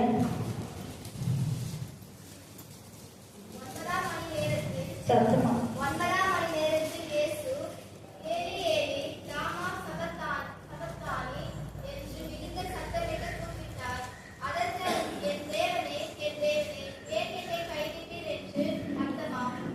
அல்லேலூயா. மிகுந்த சத்தமான்னு சொன்னார் ஏசப்பா. இந்த வார்த்தை யாராவது மிகுந்த சத்தமா சொல்லுவோமா? என் தேவனே ஏன் என்னை கைவிட்டு பாய் செய்தி யாரு? தானியவர்கள் நீங்க சொல்லுங்க. இந்த வார்த்தையை சத்தமா நீங்க சொல்லணும்னா எப்படி சொல்வீங்க? என் தேவனே ஏன் என்னை கைவிட்டீங்க அப்படின்னு. சத்தமே பத்தாது இல்ல. ஆனா ஆண்டவரே என் தேவனே ஏன் என்ன கைவிட்டீங்க அப்படின்றாரு. இதை விட சத்தமா தான் அவர் வார்த்தை சொல்லிருப்பாரு. அல்லேலூயா அல்லேலூயா. மார்க் 15வது அதிகாரம் 34வது வசனத்தை படிங்க.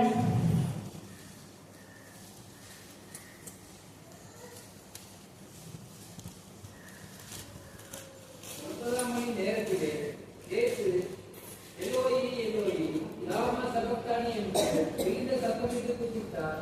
அதற்கு, என் தேவனே, என் தேவனே, ஏன் என்னை கைவிட்டீர் என்று அர்த்தமா? ஹல்லேலூயா, ஹல்லேலூயா. ஃபர்ஸ்ட் ஏலி ஏலி லாமா சபஸ்தானே என்று சொன்னார்.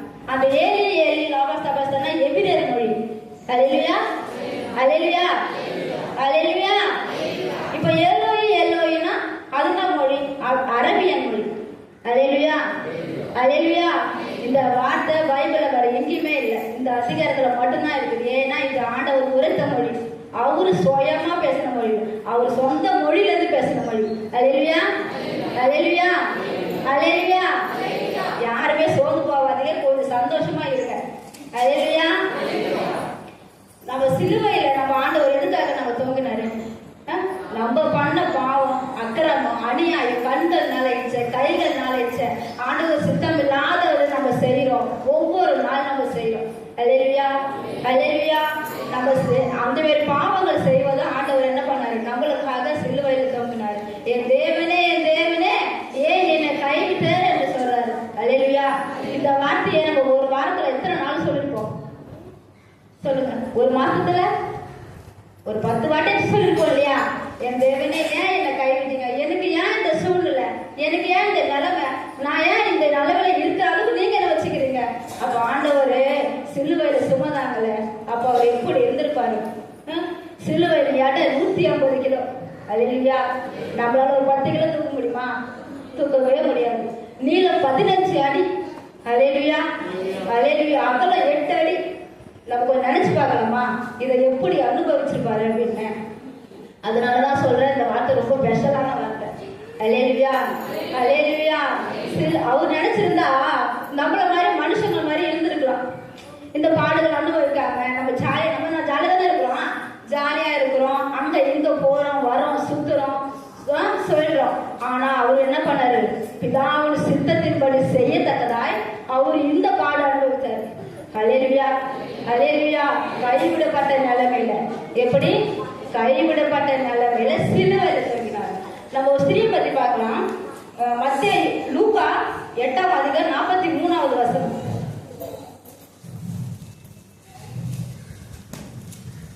அப்பொழுது 12 வருஷமாக பெரும்பாடுள்ளவளாய் இருந்து தன் ஆசிகளை எல்லாம் வைத்தியர்களுக்கு செலவழித்து ஒரு நாள் சுத்தமாக்கப்படாதிருந்த ஒரு ஸ்திரீ அவருக்கு பின்னாக வந்து அவருடைய வஸ்திரத்தின் ஓரத்தை தொட்டார். உடனே அவருடைய பெரும்பாடு நீங்கி போயிற்று. ஆமென். ஹல்லேலூயா, ஹல்லேலூயா. அவங்க என்ன பண்ணாங்கன்னா, பெரும்பாடுள்ள ஒரு ஸ்திரீ. ஹல்லேலூயா. அவங்க என்ன பண்ணாங்க? வைத்தியர்களால கைப்படப்பட்ட நிலைமையில தான் என்ன பண்ணாங்க? ஆண்டவர் வரதை கேள்விப்பட்டு ஒரு ஓர வஸ்திராச்சும் தொட்டா எனக்கு சுகம் கிடைக்கும், அதை நம்ம கேள்விப்பட்டுதான் அவங்க போறாங்க. நம்ம நினைப்போமா அது மாதிரி? நம்ம சர்ச்சைக்கு போனா நம்மளுக்கு நல்லது நடக்கும், சுகம் கிடைக்கும் அப்படின்னு நினைச்சுதான் வந்திருக்கிறோம். நான் கூட என்ன பண்ணுவேன்னா, பையனுக்கு ஜுரம் வந்துச்சுன்னா ஒரு 2 டாக்டர் கிட்ட மேக்சிமம் பார்ப்பேன்.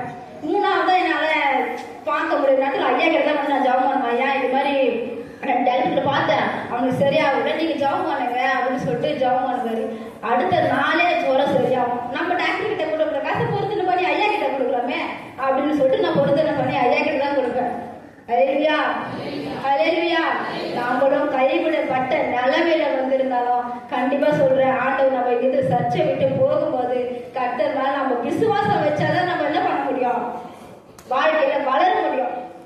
ஹல்லேலூயா, ஹல்லேலூயா. நம்ம விசுவாசம் ஆண்டவர் மேல வைக்கலன்னா அங்க ஒண்ணுமே நம்ம பண்ண முடியாது. நம்ம என்னதான் பணம் சம்பாதிச்சாலும் ஓடி ஓடி உழைச்சாலும் நம்ம கையில ஒண்ணுமே வராது. ஹல்லேலூயா. எதுக்காக இதை சொல்றேன்னா, நம்ம அவங்களும் அதே போலதான் பல வைத்தியர்களால கைவிடப்பட்ட ஒரு ஸ்திரீ தானே அவங்க. ஏன் அவங்க ஆரம்பத்திலே ஆண்டவர் தேடக்கூடாதா? ஆரம்பத்திலே வந்து ஆண்டவரோட சத்தத்தை கேட்டு அப்ப வந்து சொல்றாங்க, ஆண்டவர் கூட இருந்தவங்க இத்தனை ஜனக்கூட்டம் இருக்குது, நீங்க எப்படி உங்களை தொட்டது யார் என்று கேட்கறீங்க அப்படின்னு.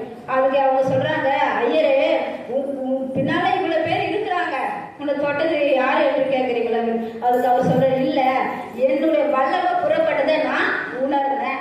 அவங்க சொல்றாங்க, இப்ப நம்ம மெஜஸ்டைன் ஆனா நம்ம யாருக்குமே சொல்ல மாட்டாங்க, ஒரு மாதிரி தானே இருக்கும். ஆனா அவங்க என்ன பண்றாங்க, அவ்வளவு கோடி ஜனங்க ஆண்டவர் பக்கத்துல அவ்வளவு கோடி ஜனங்க இருக்கும் போது அவங்க சொல்றாங்க, அப்படியே நடுங்குது, அவங்களுக்கு பயப்பட்டு சொல்லிட்டு வசனத்துல இருக்குது. அவங்களுக்கு அந்த ஸ்திரீக்கு எப்படி இருந்துச்சா, ஒரு பதட்டம், ஒரு நடுக்கம் எல்லாமே இருந்துச்சு. ஆனா அவங்க சொல்றாங்க, ஆண்டவரே நான் ஓர வஸ்திரத்தை விட்டு எனக்கு சுகமானதை நான் உணர்றேன், சுகமானதை உணர்ந்த ஆண்டவரே அப்படின்னு சொல்லிட்டு அவங்க மன கசிந்து அழுது சொல்றாங்க.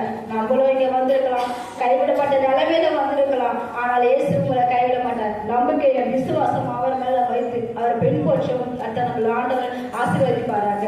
ஆமென். யார் என்னை கைவிட்டாலும் இயேசு கைவிட மாட்டார். யார் என்னை கைவிட்டாலும் இயேசு கைவிட மாட்டார். கைவிட மாட்டார், கைவிட மாட்டார், கைவிட மாட்டார், கைவிட மாட்டார், கைவிடவே மாட்டார். இயேசு கைவிடவே மாட்டார்.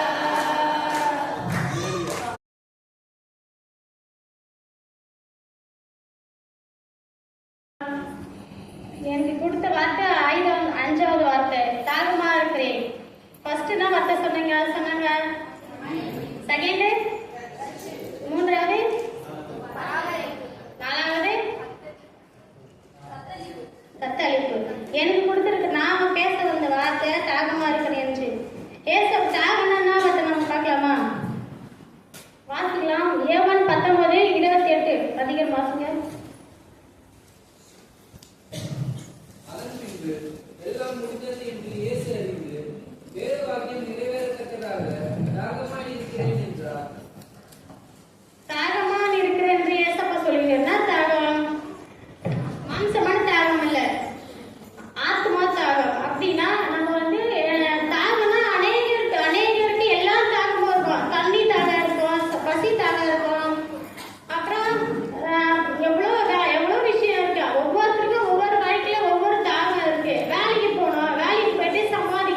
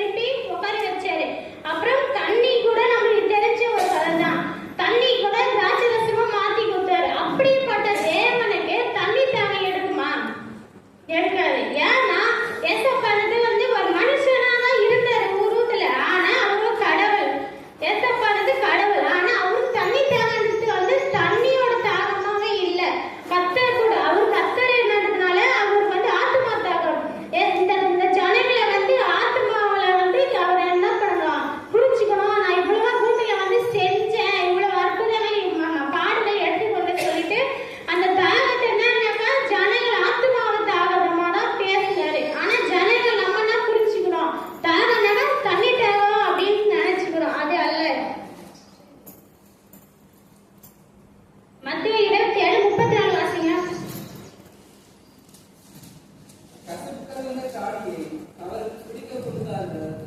அவர் அதை ருசி பார்த்து பிடிக்க மனதில்லாது இருந்தார். 34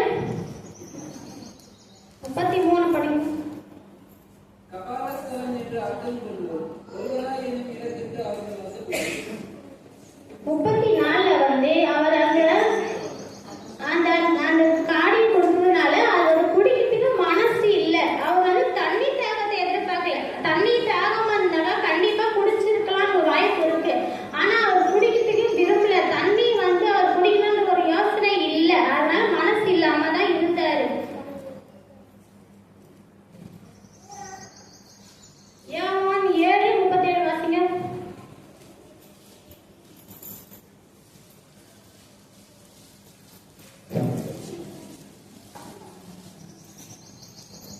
பண்டிகையின் கடைசி நாளாகிய பிரதான நாளிலே இயேசு நின்று சத்தமிட்டு, ஒருவன் தாகமாயிருந்தால் என்னிடத்தில் வந்து பானம் பண்ண கடவன்.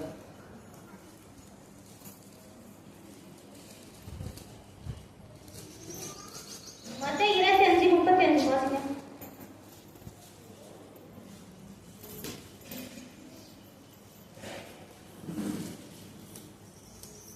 பசியாயிருந்தேன், எனக்கு போதனை கொடுத்தீர்கள். தாகமாயிருந்தேன், என் தாகத்தை அணிந்தீர்கள்.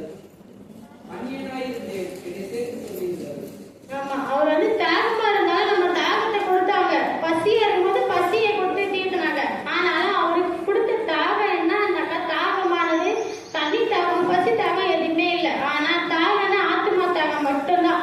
ஆத்மா தாகம் என்ன செய்யணும்? ஆத்மாவை வந்து நம்மளதான் சொன்னாரு. ஜனங்களை ஆத்மாவுக்குள்ள வந்து ஏசப்பா புரிஞ்சுக்கணும். அவர் நமக்காக பட்ட ஒவ்வொரு காயங்கள், அடிகள், ரத்தம் சிந்தினாலும் நம்ம புரிஞ்சுக்கணும். ஆத்மாவுக்கு எல்லாரையும் இந்த உலகத்துல ஆத்மாக்கள் எல்லாருமே ஏசப்பா புரிஞ்சுக்கணும். அவருக்குள்ள நம்ம நடக்கணும் அப்படின்னு சொல்லி அந்த ஒரு தாகம் தான் அவர் சொன்னாரு. அதனால நம்ம என்ன செய்யணும்னா, ஏசப்பாவை என்னைக்குமே நம்ம உண்மையாவும் இருக்கணும். ஏசப்பா எந்த ஒரு விஷயத்திலும் நம்ம நினைக்கணும், யோசிக்காம இருக்கக்கூடாது. நம்மளுக்கு அவர் எவ்வளவு காயங்கள் பட்டாரு, எவ்வளவு அடிகள் பட்டாருன்றது நம்ம எல்லாருமே நம்ம பார்க்கிறோம். ஒவ்வொரு விஷயமும் நமக்கு தெரியும்.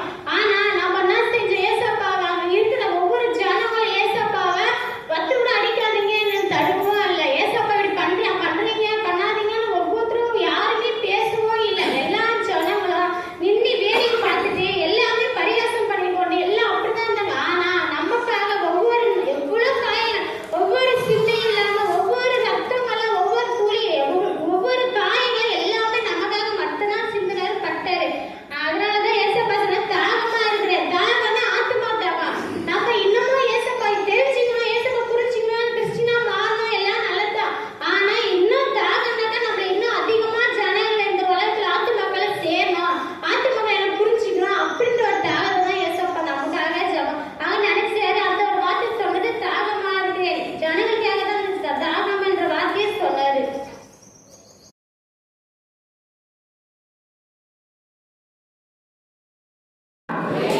அல்லேலூயா, அல்லேலூயா, ஆமென். ஃபர்ஸ்ட் அந்த வார்த்தை கூட நம்ம கேட்டிருக்கோம். என்ன வார்த்தை கேட்டீங்க? எல்லாரும் தூக்கம் வருதா? மன்னிப்பு. இரண்டாவது வார்த்தை, மூன்றாவது வார்த்தை, நான்காவது வார்த்தை தத்தளிப்பு, ஐந்தாவது வார்த்தை தாகமாயிட்டு, ஆறாவது வார்த்தை கூட என்னன்னா அர்ப்பணிப்பு. என்ன வார்த்தை? அர்ப்பணிப்பு. அப்படின்னு வாசிக்கலாம். யோவான் 19:30 வாசிங்க ஒருவர். இயேசு காடியை வாங்கின பின்பு முடிந்தது என்று சொல்லி தலையை சாய்த்து ஆவியை ஒப்பு கொடுத்தார். ஆமென். இயேசு காடியை வாங்கின பின்பு முடிந்தது என்று சத்தமாய் கூட என்ன செஞ்சாரு? தலையை சாய்த்தார். என்ன சத்தமாய் சாய்த்தார்னா, முடிந்தது என்றால் அது வந்து என்ன அர்த்தம்னா, இங்கிலீஷ்ல சொல்ல முடிந்ததுக்கு அர்த்தம் என்ன அர்த்தம்? finished. எல்லாமே என்ன செஞ்சாங்க? ஏசப்பா செஞ்சு முடிச்சிட்டாரு இந்த உலகத்துல. என்ன அர்த்தமா? finished. finished நான் முடிந்தது அப்படின்னா இந்த உலகத்துல அவர் செய்ய வந்த திட்டங்கள் எல்லாமே என்ன செஞ்சாரு? ஏசப்பா செய்து முடித்தார். இந்த மனுக்குலத்தை மீட்க, பாவிகளை ரட்சிக்க, மனம் திரும்ப, வியாதிகளை சுத்தமாக்க, அநேகர்களுக்கு கடன் பிரச்சனைகள், வியாதிகள் எல்லாவற்றையும் தீர்க்க தான் செஞ்சாரு ஏசப்பா. இந்த உலகத்துக்கு ரட்சிக்க நமக்கு வந்தார். அவர் பிதாவாக தேவன் செய்த எல்லாவற்றையும் தான் செஞ்சாரு, அவர் செய்து முடித்தார். அதுதான் ஏசப்பா செய்தார், பினிஷ்டுன்னு சொல்றாரு. அது ஏசப்பா பிதாவை வந்து கூட என்ன செஞ்சாரு? திட்டம் முடிந்தது. ஏசப்பா சொல்றாரு அந்த இடத்துல கூட இயேசுவின் ஊழியத்தையும் அவர் தான் செய்து முடித்தார். 30 ஆண்டுகள் தாயும் தகப்பனுக்கும் கட்சி வேலை செய்து அவர் குடும்பத்தை காப்பாற்றினார். 3.5 ஆண்டுகள் அவர் பிதாவின் சித்தத்தை செய்து கூட ஊழியத்தை நிறைவேற்றினார். முழு கிரயம் செலுத்தப்பட்டு முடிந்தது. அவர் சொன்ன பிதா செய்த எல்லா வேலையும் என்ன செஞ்சார்? ஏசப்பா செய்து முடித்தார். நியாய பிரமாணமும் காலமும் முடிந்தது. நியாய பிரமாணம் நாங்க சொன்னது அப்படின்னா நம்ம என்னென்ன பாவம் செய்யணும், நல்லது கெட்டது எது செய்தாலுமோ அது எல்லாமே என்ன செய்யப்படும்? நியாய பிரமாண காலத்தில் முடிவுக்கு வரும். சாத்தானின் கிரிகளும் அழிந்து முடிந்தது. சாத்தானின் கிரிகளோட என்ன செஞ்சார்? ஏசப்பா அழித்து முடித்தார். நம்ம ஒரு கம்பெனில கூட வேலை செஞ்சுனாக்கா, இப்போ எக்ஸ்போர்ட்லாம் போனீங்கன்னாக்கா அவங்க என்ன செஞ்சு 1 hour அந்த கவுண்டிங் கொடுப்பாங்க. அந்த வேலையை நம்ம என்ன செய்யணும்? செய்து முடிக்கணும். அதே மாதிரி தான் ஏசப்பா கூட என்ன செஞ்சாரு? பிதாவானவர் கொடுத்த வேலையை அவர் சரியான நேரத்தில் செய்து முடிச்சிருக்காரு. ஆனா நாம செய்திருக்கிறோமா வேலையை? சர்ச்சைக்கு சீக்கிரம் வேணா நம்ம வரதே கிடையாது. ஏன்னா ஊழியத்துக்கு போனா வாங்கினா யாரும் வரதும் கிடையாது. நம்ம ஒரு ஜபம் பண்ணனா யாருமே ஜபம் பண்ண மாட்டீங்க. ஏன் எல்லாருக்கும் ஜபமே தெரியாதா? ஒரு ஜபமே பண்ண மாட்டீங்க, ஒரு ஊழியத்தையும் செய்ய மாட்டீங்க. ஆனா நீங்க எப்படி ஜன கூட்டத்துக்குள்ள ஆதாயப்படுத்துவீங்க? சொல்லுங்க, நீங்களே சொல்லுங்க. சரி, யோவான் 4:34 வாசிங்க. 4 4:34. இயேசு அவர்களை நோக்கி நான் என்னை அனுப்பினவருடைய சித்தத்தை செய்து. ஆமென். சத்தமா சொல்லுங்க. ஹல்லேலூயா, ஹல்லேலூயா. ஆமென். பிதாவானவர் சொன்ன வார்த்தை கூட அவர் செய்து சொல்லி முடித்ததை ஏசப்பா செஞ்சாங்க. குமாரன் தன்னுடைய குமாரன் செய்து முடித்தார். ஆனா நம்ம செய்யறோமா? வீட்டுல நம்ம அப்பா அம்மா சொல்ற வேலையை நம்ம செய்ய மாட்டோம். ஆனா இந்த உலகத்தையே பிதாவானவர் அவர் சொன்ன வேலையை என்ன செஞ்சாரு? குமாரன் செய்து முடித்தார். 1 யோவான் 3:8 வாசிங்க. 1 யோவான் 3:8.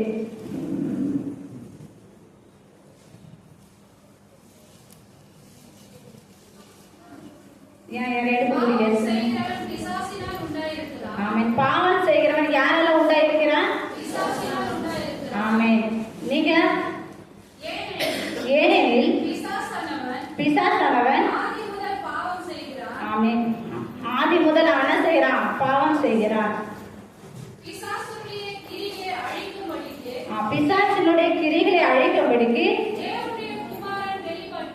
தேவனுடைய குமாரன் செஞ்சாராம்? வெளிப்பட்டார். இப்ப பிசாசு என்ன பண்ணுவான்? ஆதி முதல் நம்ம கூட எப்படி மாம்சத்துல பிறந்தவங்க. ஆனா ஏசப்பா எப்படி பிறந்தாங்க? பரிசுத்தத்துல பிறந்தாங்க. பிசாசு என்ன செஞ்சா? ஆதி முதல்ல இருந்து அவன் பாவத்துலதான் உருவானா. ஆனா அப்படி பிசாசு ஜெயிக்கிறதுக்கு தான் ஏசப்பா செஞ்சாரு, நமக்காக இந்த பூமியில வந்தார். யோவான் 1:29 வாசிங்க.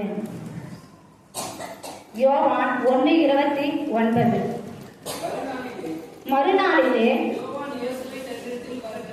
யோவான் தண்ணீரில் வர கண்டது, இதோ உலகத்தின் பாவத்தை சுமந்து தீர்க்கிற தேவ ஆட்டுக்குட்டி. ஆமென். நம்முடைய பாவங்களை கூட யாரு சுமந்து தீர்த்துது?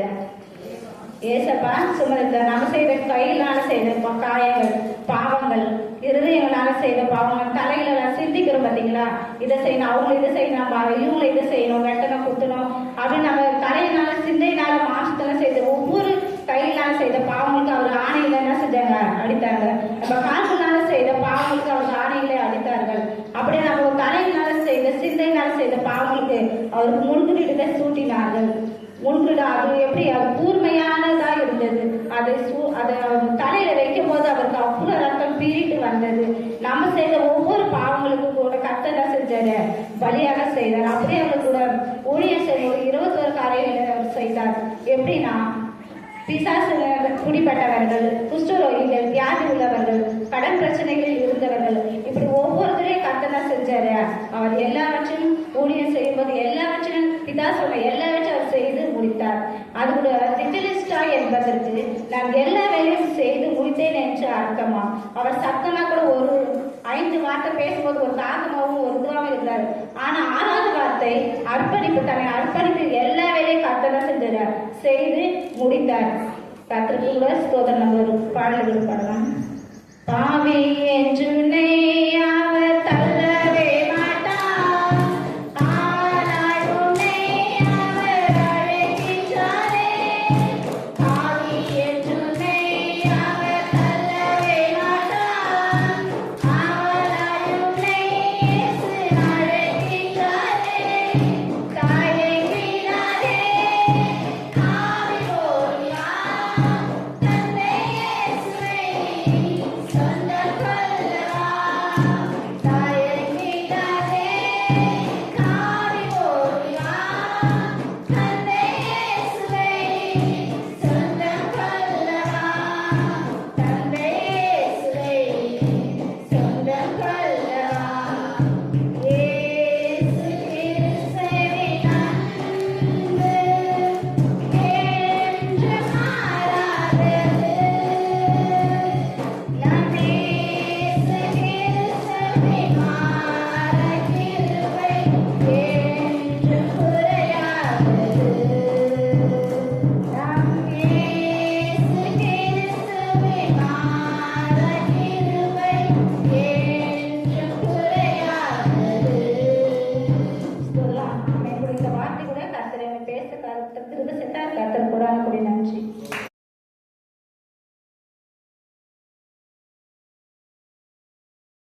தேவன் நாமம் மகிமைப்படுவதாக. தெய்வன் அந்த 7வது வார்த்தையை அடிமை பேசுவதற்கு அடிமை தகுதிப்படுத்தி இருக்கிறார். அவருக்கு நன்றி செலுத்துகிறேன். இந்த 6 வார்த்தையை நம்ம பார்த்துருக்கிறோம். என்னென்ன பார்த்து சொல்லுங்க பார்க்கலாம். மன்னிப்பு. முதலாவது வார்த்தை வந்து மன்னிப்பு. 2வது வார்த்தை ரட்சிப்பு. இந்த 3வது வார்த்தை பராமரிப்பு. 4வது வார்த்தை தத்தளிப்பு. 5வது வார்த்தை தாகமாக இருக்கிறேன். 6வது வார்த்தை அர்ப்பணிப்பு. இந்த 7வது வார்த்தை வந்து ஒப்புவிப்பு. எல்லாம் சொல்லுங்க பார்க்கலாம். ஒப்புவிப்பு. எழுத்துறவர்கள் வாசியுங்கள். லூக்கா 23ஆம் அதிகாரம் 46வது வசனத்தை சீக்கிரம் வாசிங்க. இயேசு, பிதாவே, உம்முடைய கைகளில் என் ஆவியை ஒப்புவிக்கிறேன் என்று மகா சத்தமாய் கூப்பிட்டு சொன்னார். மறுபடியும் அதே மாதிரி வாசிங்க. இயேசு, பிதாவே, உம்முடைய கைகளில் என் ஆவியை ஒப்புவிக்கிறேன் என்று மகா சத்தமாய் கூப்பிட்டு சொன்னார். இப்படி சொல்லி ஜீவனை அடைந்தார். இயேசு சிலுவையில் அறையும்போது கடைசி வார்த்தை என்ன சொல்றாங்க? மகா சத்தமாய் கூப்பிட்டு சொன்னார். என்ன சத்தமாய்? ஒன்று சொல்லுங்க பார்க்கலாம். மகா சத்தமாய் கூப்பிட்டு சொன்னார். ஏன் அப்படி சொல்றான் அவரு? என் பக்கத்துல 2 கல்வர்கள் இருக்காங்க, ஜனங்க இருக்காங்க, மரியாதை இருக்காங்க, எல்லாமே இருக்க சொல்றோம். ஏன் மகா சத்தமா வந்து ஆண்டவர் சொல்லணும்? இங்க வந்து நம்ம பக்கத்துல உள்ள கூப்பிடுறத நம்ம என்ன சொல்ல போறோம்? சின்ன கொஞ்சமான குரலை கூப்பிட்டா கரெக்டா இருக்கும். தூரமா இருக்கிறவங்க கூப்பிட்டா என்ன சொல்லுவோம்? சத்தமாக கூப்பிடுவோம். நம்ம என்ன சொல்லுவோம்? அப்ப இங்க வாப்பா அப்படின்னா சத்தமாக கூப்பிடுவோம். ஆனா ஆண்டவர், நான் உங்ககிட்ட ஒரே ஒரு கேள்வி கேட்கிறேன். ஆண்டவர் எதற்காக சத்தமிட்டு கூப்பிட வேண்டும்? நீங்க தான் ஆன்சர் பண்ணணும். என்கிட்ட பேசுனீங்கன்னா தான் எங்களோட வார்த்தைகள் வரும். இயேசு வந்து எதற்காக சத்தமிட்டு கூப்பிட வேண்டும்? சொல்லுங்க பாருங்க. எதற்காக சத்தமிட்டு கூப்பிடணும்? யாருக்காக சத்தமிட்டு கூப்பிடணும்? சொல்லுங்க பார்க்கலாம். இந்த ஆன்சர் சொல்லுங்கன்னா ஒரு பரிசு உண்டு உங்களுக்கு. கரெக்டான ஆன்சர் சொல்லணும்.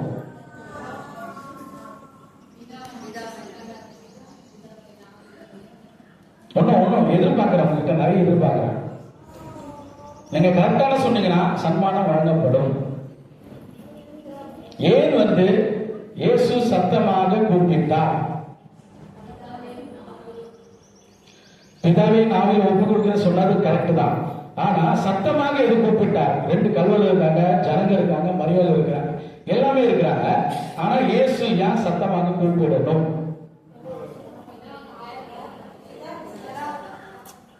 ஒன்னும் எனக்கு ஆன்சர் வரல. எனக்கு சொல்றவங்களுக்கு தக்க சன்மானம் வழங்கப்படும். சரி, நேரம் கடந்து விட்டதா நானே சொல்றேன். தம்மை மறுதளித்த இஸ்ரவேல் ஜனங்களுக்கு அந்த காதுல கேட்கணும். நம்ம சொல்ற வார்த்தைகள் வந்து பிதாவே என்னுடைய ஆவியை உங்க கருத்தில் ஒப்படைக்கிற வார்த்தைகள் வந்து இஸ்ரவேல் ஜனங்களுக்கு கேட்கணும். ஏன்னா இஸ்ரவேல் ஜனங்கள் தான் வந்து அவர்கள் மறுதளித்தாங்க. ஏரோது கேட்கிறாரு, பரபாசை விடுதலை செய்யணுமா இயேசுவை விடுதலை செய்யணுமான்னு கேட்கிறாரு. ஆனா இஸ்ரவேல் ஜனங்க என்ன சொல்றாங்க? ஏன் அந்த வார்த்தை சொல்றாங்க? அந்த அவங்க மறுதளிக்கிறாங்க. இயேசு எவ்வளவு அற்புதம் செஞ்சிருக்கிறார் ஆண்டவர், அவங்க எல்லாம் கண்கூடா பார்த்திருக்கிறாங்க, கூடவே இருந்திருக்கிறாங்க. ஆனா ஏன் அவங்க மறுதளிக்கிறோம்? ஏன்னா ஆண்டவர் அவங்களுக்கு வேண்டாம், பரபாசம் வேணும். ஏன்னா பரபாசம் கொலை செய்கிறவர். ஆனா இயேசு வந்து அற்புதத்தை செய்யறது ஜனங்களுக்கு பிடிக்கல. அதனால்தான் இஸ்ரவேல் ஜனங்கள் வந்து நம்ம ஆண்டவரை மறுதளிச்சாங்க. அந்த சத்தம், நம்ம சொல்ற சத்தம் வந்து அந்த ஜனங்களுக்கு கேட்கணும் அப்படின்னு தான் ஆண்டவர் வந்து மகா சத்தமாய் அவர் சொன்னார். அடுத்தபடியாக எடுத்தவருடைய வாசிங்கள் சங்கீதம் 31ஆம் அதிகாரம் 5ஆம் வசனம் வாசிங்க.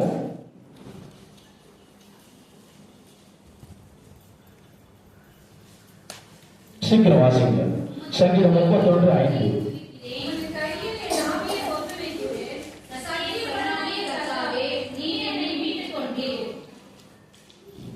மறுபடியும் வாசிங்க.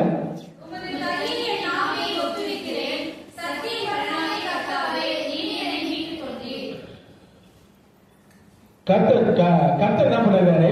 பிதாவே உம்முடைய ஆவியை கையில் ஒப்புடைக்கிறேன் அப்படின்னு சொல்றாரு. ஏசப்பா என்ன செஞ்சிருக்கிறாரு? 33 வருடங்களாக ஊழியர் செஞ்சு பாடுகள் பட்டு எல்லாமே செஞ்சு கர்த்தர் சிறுவில் அடைஞ்சிருக்கிறாங்க. ஆனா எல்லாமே முடிந்தது. இப்ப எனக்கு முன்னதாக வாசித்து வரும்போது எல்லாமே முடிந்தது. நம்ம ஆளுக்கு நம்ம உலகப்பிரமான வாழ்க்கையில நம்ம என்ன பண்ணிட்டு இருக்கோம்னா, நம்ம என்ன பண்ணிருப்போம்? கல்யாணம் பண்ணிருக்காங்க, குழந்தை குட்டி பெற்றோம், பேரை பத்தி எடுத்தோம், எல்லாமே முடிந்தது. சில பேர் பெரியவங்களா சொல்லுவாங்க. என்ன சொல்லுவாங்கன்னா, எல்லாம் முடிச்சுட்டேன்பா, என் பிள்ளைகளுக்கு சேர வேண்டிய எல்லாத்தையும் சொத்து பத்து எல்லாத்தையும் சேர்த்து வச்சுட்டேன். இப்படியே போனா கூட மரிச்சா கூட நான் சந்தோஷம் தான் படுவேன்றாரு. அப்ப என்ன சொல்றேன்? அதுல ஒரு திருப்தி காண்றாரு. நம்ம எல்லாரும் என்ன பண்ணுவோம்? நம்ம பிள்ளைங்களுக்கு எல்லாத்தையும் சேர்த்து வச்சுட்டோம், இதுக்கப்புறம் நம்ம போனா கூட ஒண்ணும் கிடையாது. ஆனா ஆண்டவர் வந்து என்ன சேர்த்து வச்சார்னா, ஆத்துமாக்களை சேர்த்து வைத்தார். என்ன சேர்த்து வைத்தார்? ஆத்துமாக்களை சேர்த்து வைத்து திருப்தியோட தான் போறாரு. புரியுதா? அவர் துக்கத்தோட வந்து போகவில்லை, திருப்தியோட தான் என் ஆவை உன் கையில் ஒப்படைக்கிறேன்ற வார்த்தைகளை அவர் திருப்தியோட தான் சொல்லியிருக்கிறார். சரிங்களா? அதே மாதிரி லூக்கா 23ஆம் அதிகாரம் 28ஆம் வசனத்தை வாசிக்கும். லூக்கா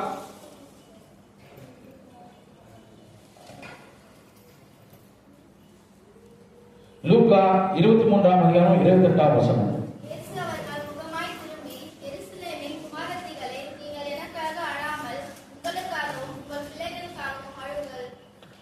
ஆண்டவர் அந்த வார்த்தையை சொல்லியிருக்கிறாரு, உங்களுக்காகவும் உங்கள் பிள்ளைகளுக்காகவும் அழுவன்னு சொல்லியிருக்கிறாரு. ஏன்னா நம்ம உலக பிரமான வாழ்க்கையில நம்ம இருக்கிறோம். ஆவிக்குரிய விஷயத்துல ஒரு பக்கம் இருக்கோம். இப்போ உலக பிரமான வாழ்க்கையில நம்ம பிள்ளைகள், நம்ம எல்லாரும் பேர பிள்ளைகளா இருக்கிறோம். இப்ப நம்ம எதுக்காக வந்திருக்கிறோம்? நம்ம இயேசுவோட பாடுகளை தியானிக்கிறதுக்காக வந்திருக்கிறோம். நம்ம தியானிக்க சொல்ல இது வரைக்கும் நம்ம பிள்ளைகளுக்காக நம்ம அழுதுருக்கிறோமா? இல்ல நம்ம உடன் பிறந்தவர்கள், நம்ம சொந்தக்காரங்களுக்காக நம்ம எழுதிருக்கிறோமா? இவங்க நல்லா இருக்கணும், இவங்க வந்து ரட்சிப்புக்குள்ள வரணும், ஆண்டவருக்குள்ள வரணும். ஆனா ஆண்டவர் என்ன பண்ணாரு?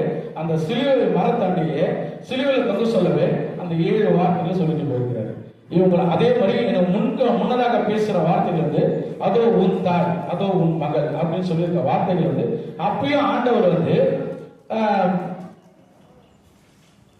ஆண்டவர் என்ன சொல்லியிருக்கிறாருன்னா, அப்பயும் வந்து சத்தியத்தை தான் அவர் சொல்லியிருக்கிறாரு. சத்தியத்தை சத்தியமா சொல்லியிருக்கிறார். அதுவும் இல்லாம சங்கீதம் 16ஆம் அதிகாரம் 10ஆம் வசனத்தை வாசிங்க. சங்கீதம் 16:10. சீக்கிரம் வாசிங்க.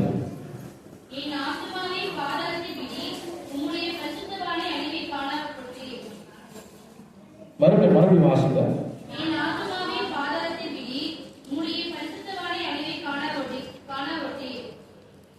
தாவீது என்ன சொல்றானா, மறுபடியும் வாசிங்க. என் ஆத்துமாவை பாதாளத்தில் விடு, உங்க பரிசுத்தமான அடியேனை காண ஒட்டி. ஆண்டவர் என்ன சொல்றாருன்னா, என்னோட பாதாளத்தில் விட வேணாம் சொல்றாரு. நான் இவ்வளவு தூரம் மனது கஷ்டப்பட்டனே, இந்த அற்புதத்தை செஞ்சனே, அடையாளத்தை செஞ்சனே, ஆனா ஜனங்கள் வந்து மறுதளிச்சாங்களே, கடவுளே என்னை வந்து பாதாளத்தில் விடாதபடி என்னுடைய ஆவியை உங்க கருத்துல நான் ஒப்படைக்கிறேன் அப்படின்னு ஆண்டவர் சொல்றாரு. அது மாத்திரம் இல்லாம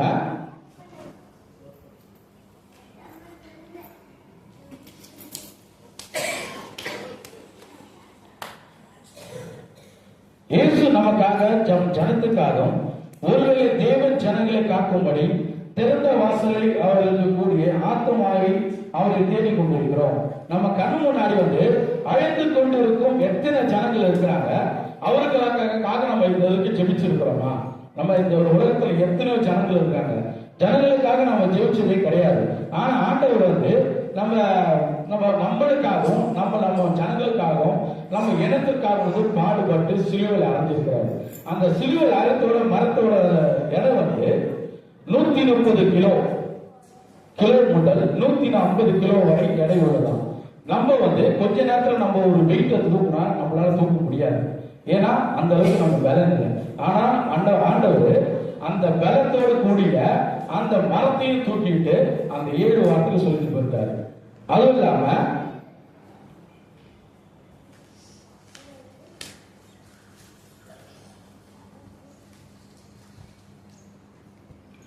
யோவான் 17ஆம் அதிகாரம், யோவான் 10ஆம் அதிகாரம் 17 இருந்து வாசிக்க பார்க்கலாம். யோவான் 10:17.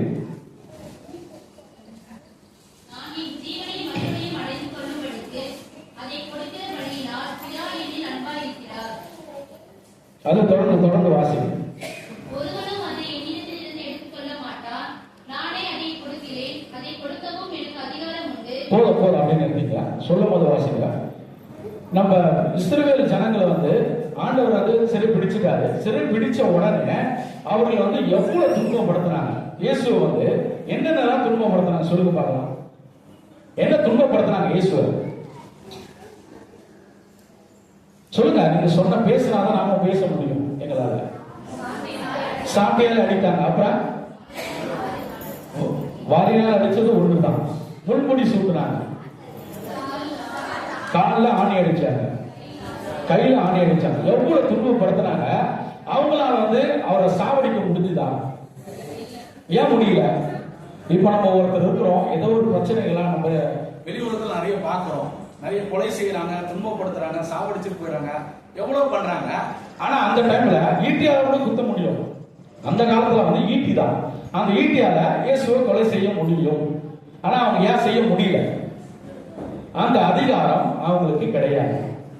நம்ம பிதா ஒருவரை தவிர ஜீவனை எடுத்துக்கொள்வது பிதா ஒருவரால் தான் முடியும், மனுஷனால முடியவே முடியாது. ஆனாதான் ஆண்டவர் சொல்லியிருக்காங்க. அந்த வசனத்தை வாசிங்க, மறுபடியும் வாசிங்க, மறுபடியும் அந்த வசனத்தை வாசிங்க.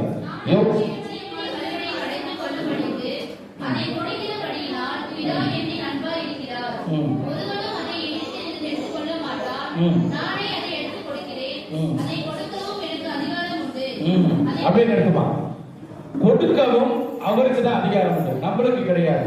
மாம்சமான ஜனங்களுக்கு ஆண்டவரை படிக்கிறதுக்கு அவங்களுக்கு அதிகாரம் கிடையாது. அடுத்த வசனம் வாசிங்க, அப்படி தொடர்ந்து வாசிங்க.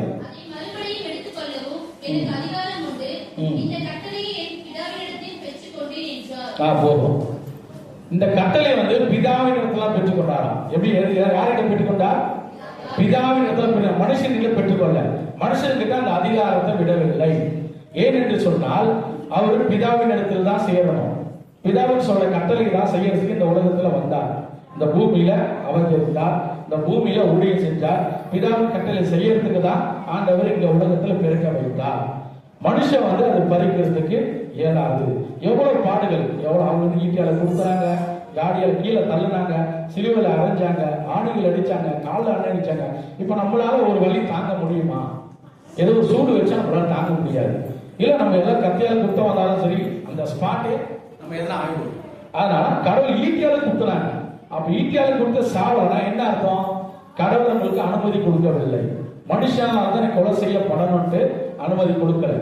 கடவுள் நம்ம என்ன பண்ணுவோம்? நம்ம மறிச்சோம்னா தலை சாஞ்சிடும். நம்ம மறிச்சாவே தலை சாஞ்சிச்சுப்பா, ஒன்னே இல்லை பண்றோம் பெரியவங்க சொன்னான். ஆனா அவரோட தலை சாய்ந்த பிறகுதான் உயிரே போச்சான். எப்படி? தலை நம்ம இறந்துட்ட உடனே உயிர் தலை சாயல, அவர் தலை சாஞ்சுதான் உயிரை விட்டாராம். வேதத்துல இருக்கிறது. தலை சாய்ந்த பிறகுதான் ஒரு உயிரே போச்சான். அது மாதிரி தேவன் தாமே நம்ம எவ்வளவு பிரச்சனைகள் மத்தியிலும் நம்ம வாழ்ந்து கொண்டு இருக்கிறோம். அந்த பிரச்சனைகள் மத்தியிலும் நம்ம பாடுகளை நம்ம நினைக்கணும். இந்த புனித வெள்ளின்ற விஷயம் புனித வெள்ளி. புனித வெள்ளி எதுக்காக நம்ம நம்ம வந்து துக்கத்தோட நம்ம வந்து புனித வெள்ளியை நம்ம செலிப்ரேஷன் பண்ணக்கூடாது, கொண்டாடக்கூடாது. புனித வெள்ளி வந்து நம்ம ஆண்டவரை, இப்ப ஆண்டவர் வந்து மறிக்கவில்லை என்றால் நம்ம இந்த இடத்துல உட்கார முடியுமா? முடியாது. நம்ம எந்தெந்த தேசத்திலயோ நம்ம எந்தெந்த இடத்துலயோ நம்ம இருப்போம். கடவுள் மறித்ததால் தான் நம்ம பரிசுத்த ஜாதியாகவும் பரிசுத்த ஜனமாகவும் இந்த இஸ்ரவேல் சபையில வந்து நம்ம இருக்கிறோம். அதனால நம்ம ஆவிக்குரிய ஜீவிதத்துல வந்து நம்ம என்ன பண்ணணும்னா, கடவுள் அவங்க சித்தத்தை இந்த 7 வார்த்தைகளை நம்ம நினைவு கூட வந்திருக்கிறோம். அந்த 7 வார்த்தைகளை வந்து நம்ம தியானிக்க சொல்ல நம்மளுடைய ஆவிக்குரிய ஜீவிதத்துல நம்ம எப்படி இருக்கிறோம் அப்படின்றத நம்ம யோசிச்சு பார்க்கணும். முதல்ல வார்த்தைகளை நம்ம தியானிக்கணும். கடவுள் என்ன சொல்லி இருக்கிறாரு, என்ன அந்த 7 வார்த்தைகளை எதற்காக சொன்னாரு? ஏன் வந்து மறிக்கிறதுக்கு முன்னாடி இந்த 7 வார்த்தை சொல்லக்கூடாதா? ஏன் மறிச்ச பிறகுதான் சொல்லுமா? அதை நினைவு கூறணும். நம்ம என்னென்ன வார்த்தைகள் சொல்லி இருக்கிறாரு, அது எதற்காக சொல்லி நம்ம நினைவு கூறணும்னா, நம்ம பாவத்தை மன்னிக்கிறதுக்கு தான் சிலுவையில் அறையப்பட்டார். இப்ப நம்ம என்ன பண்ணோம்னா, பாவத்தை மன்னிக்கிறதுக்காக வந்துருக்கோம். எவ்வளவு பாவம் செஞ்சிருக்கோம், சிறு வயதுல இருந்து எவ்வளவு பாவத்தை கண்ணுக்கு தெரியாத செஞ்சிருப்போம், தெரிஞ்சு செஞ்சிருப்போம், தெரியாம செஞ்சிருப்போம். அதெல்லாம் வந்து பாவ நிவர்த்தி பண்றதுக்கு தான் இந்த புனித வெளின்றத நம்ம வழக்கமா பண்ணிட்டு வரோம்.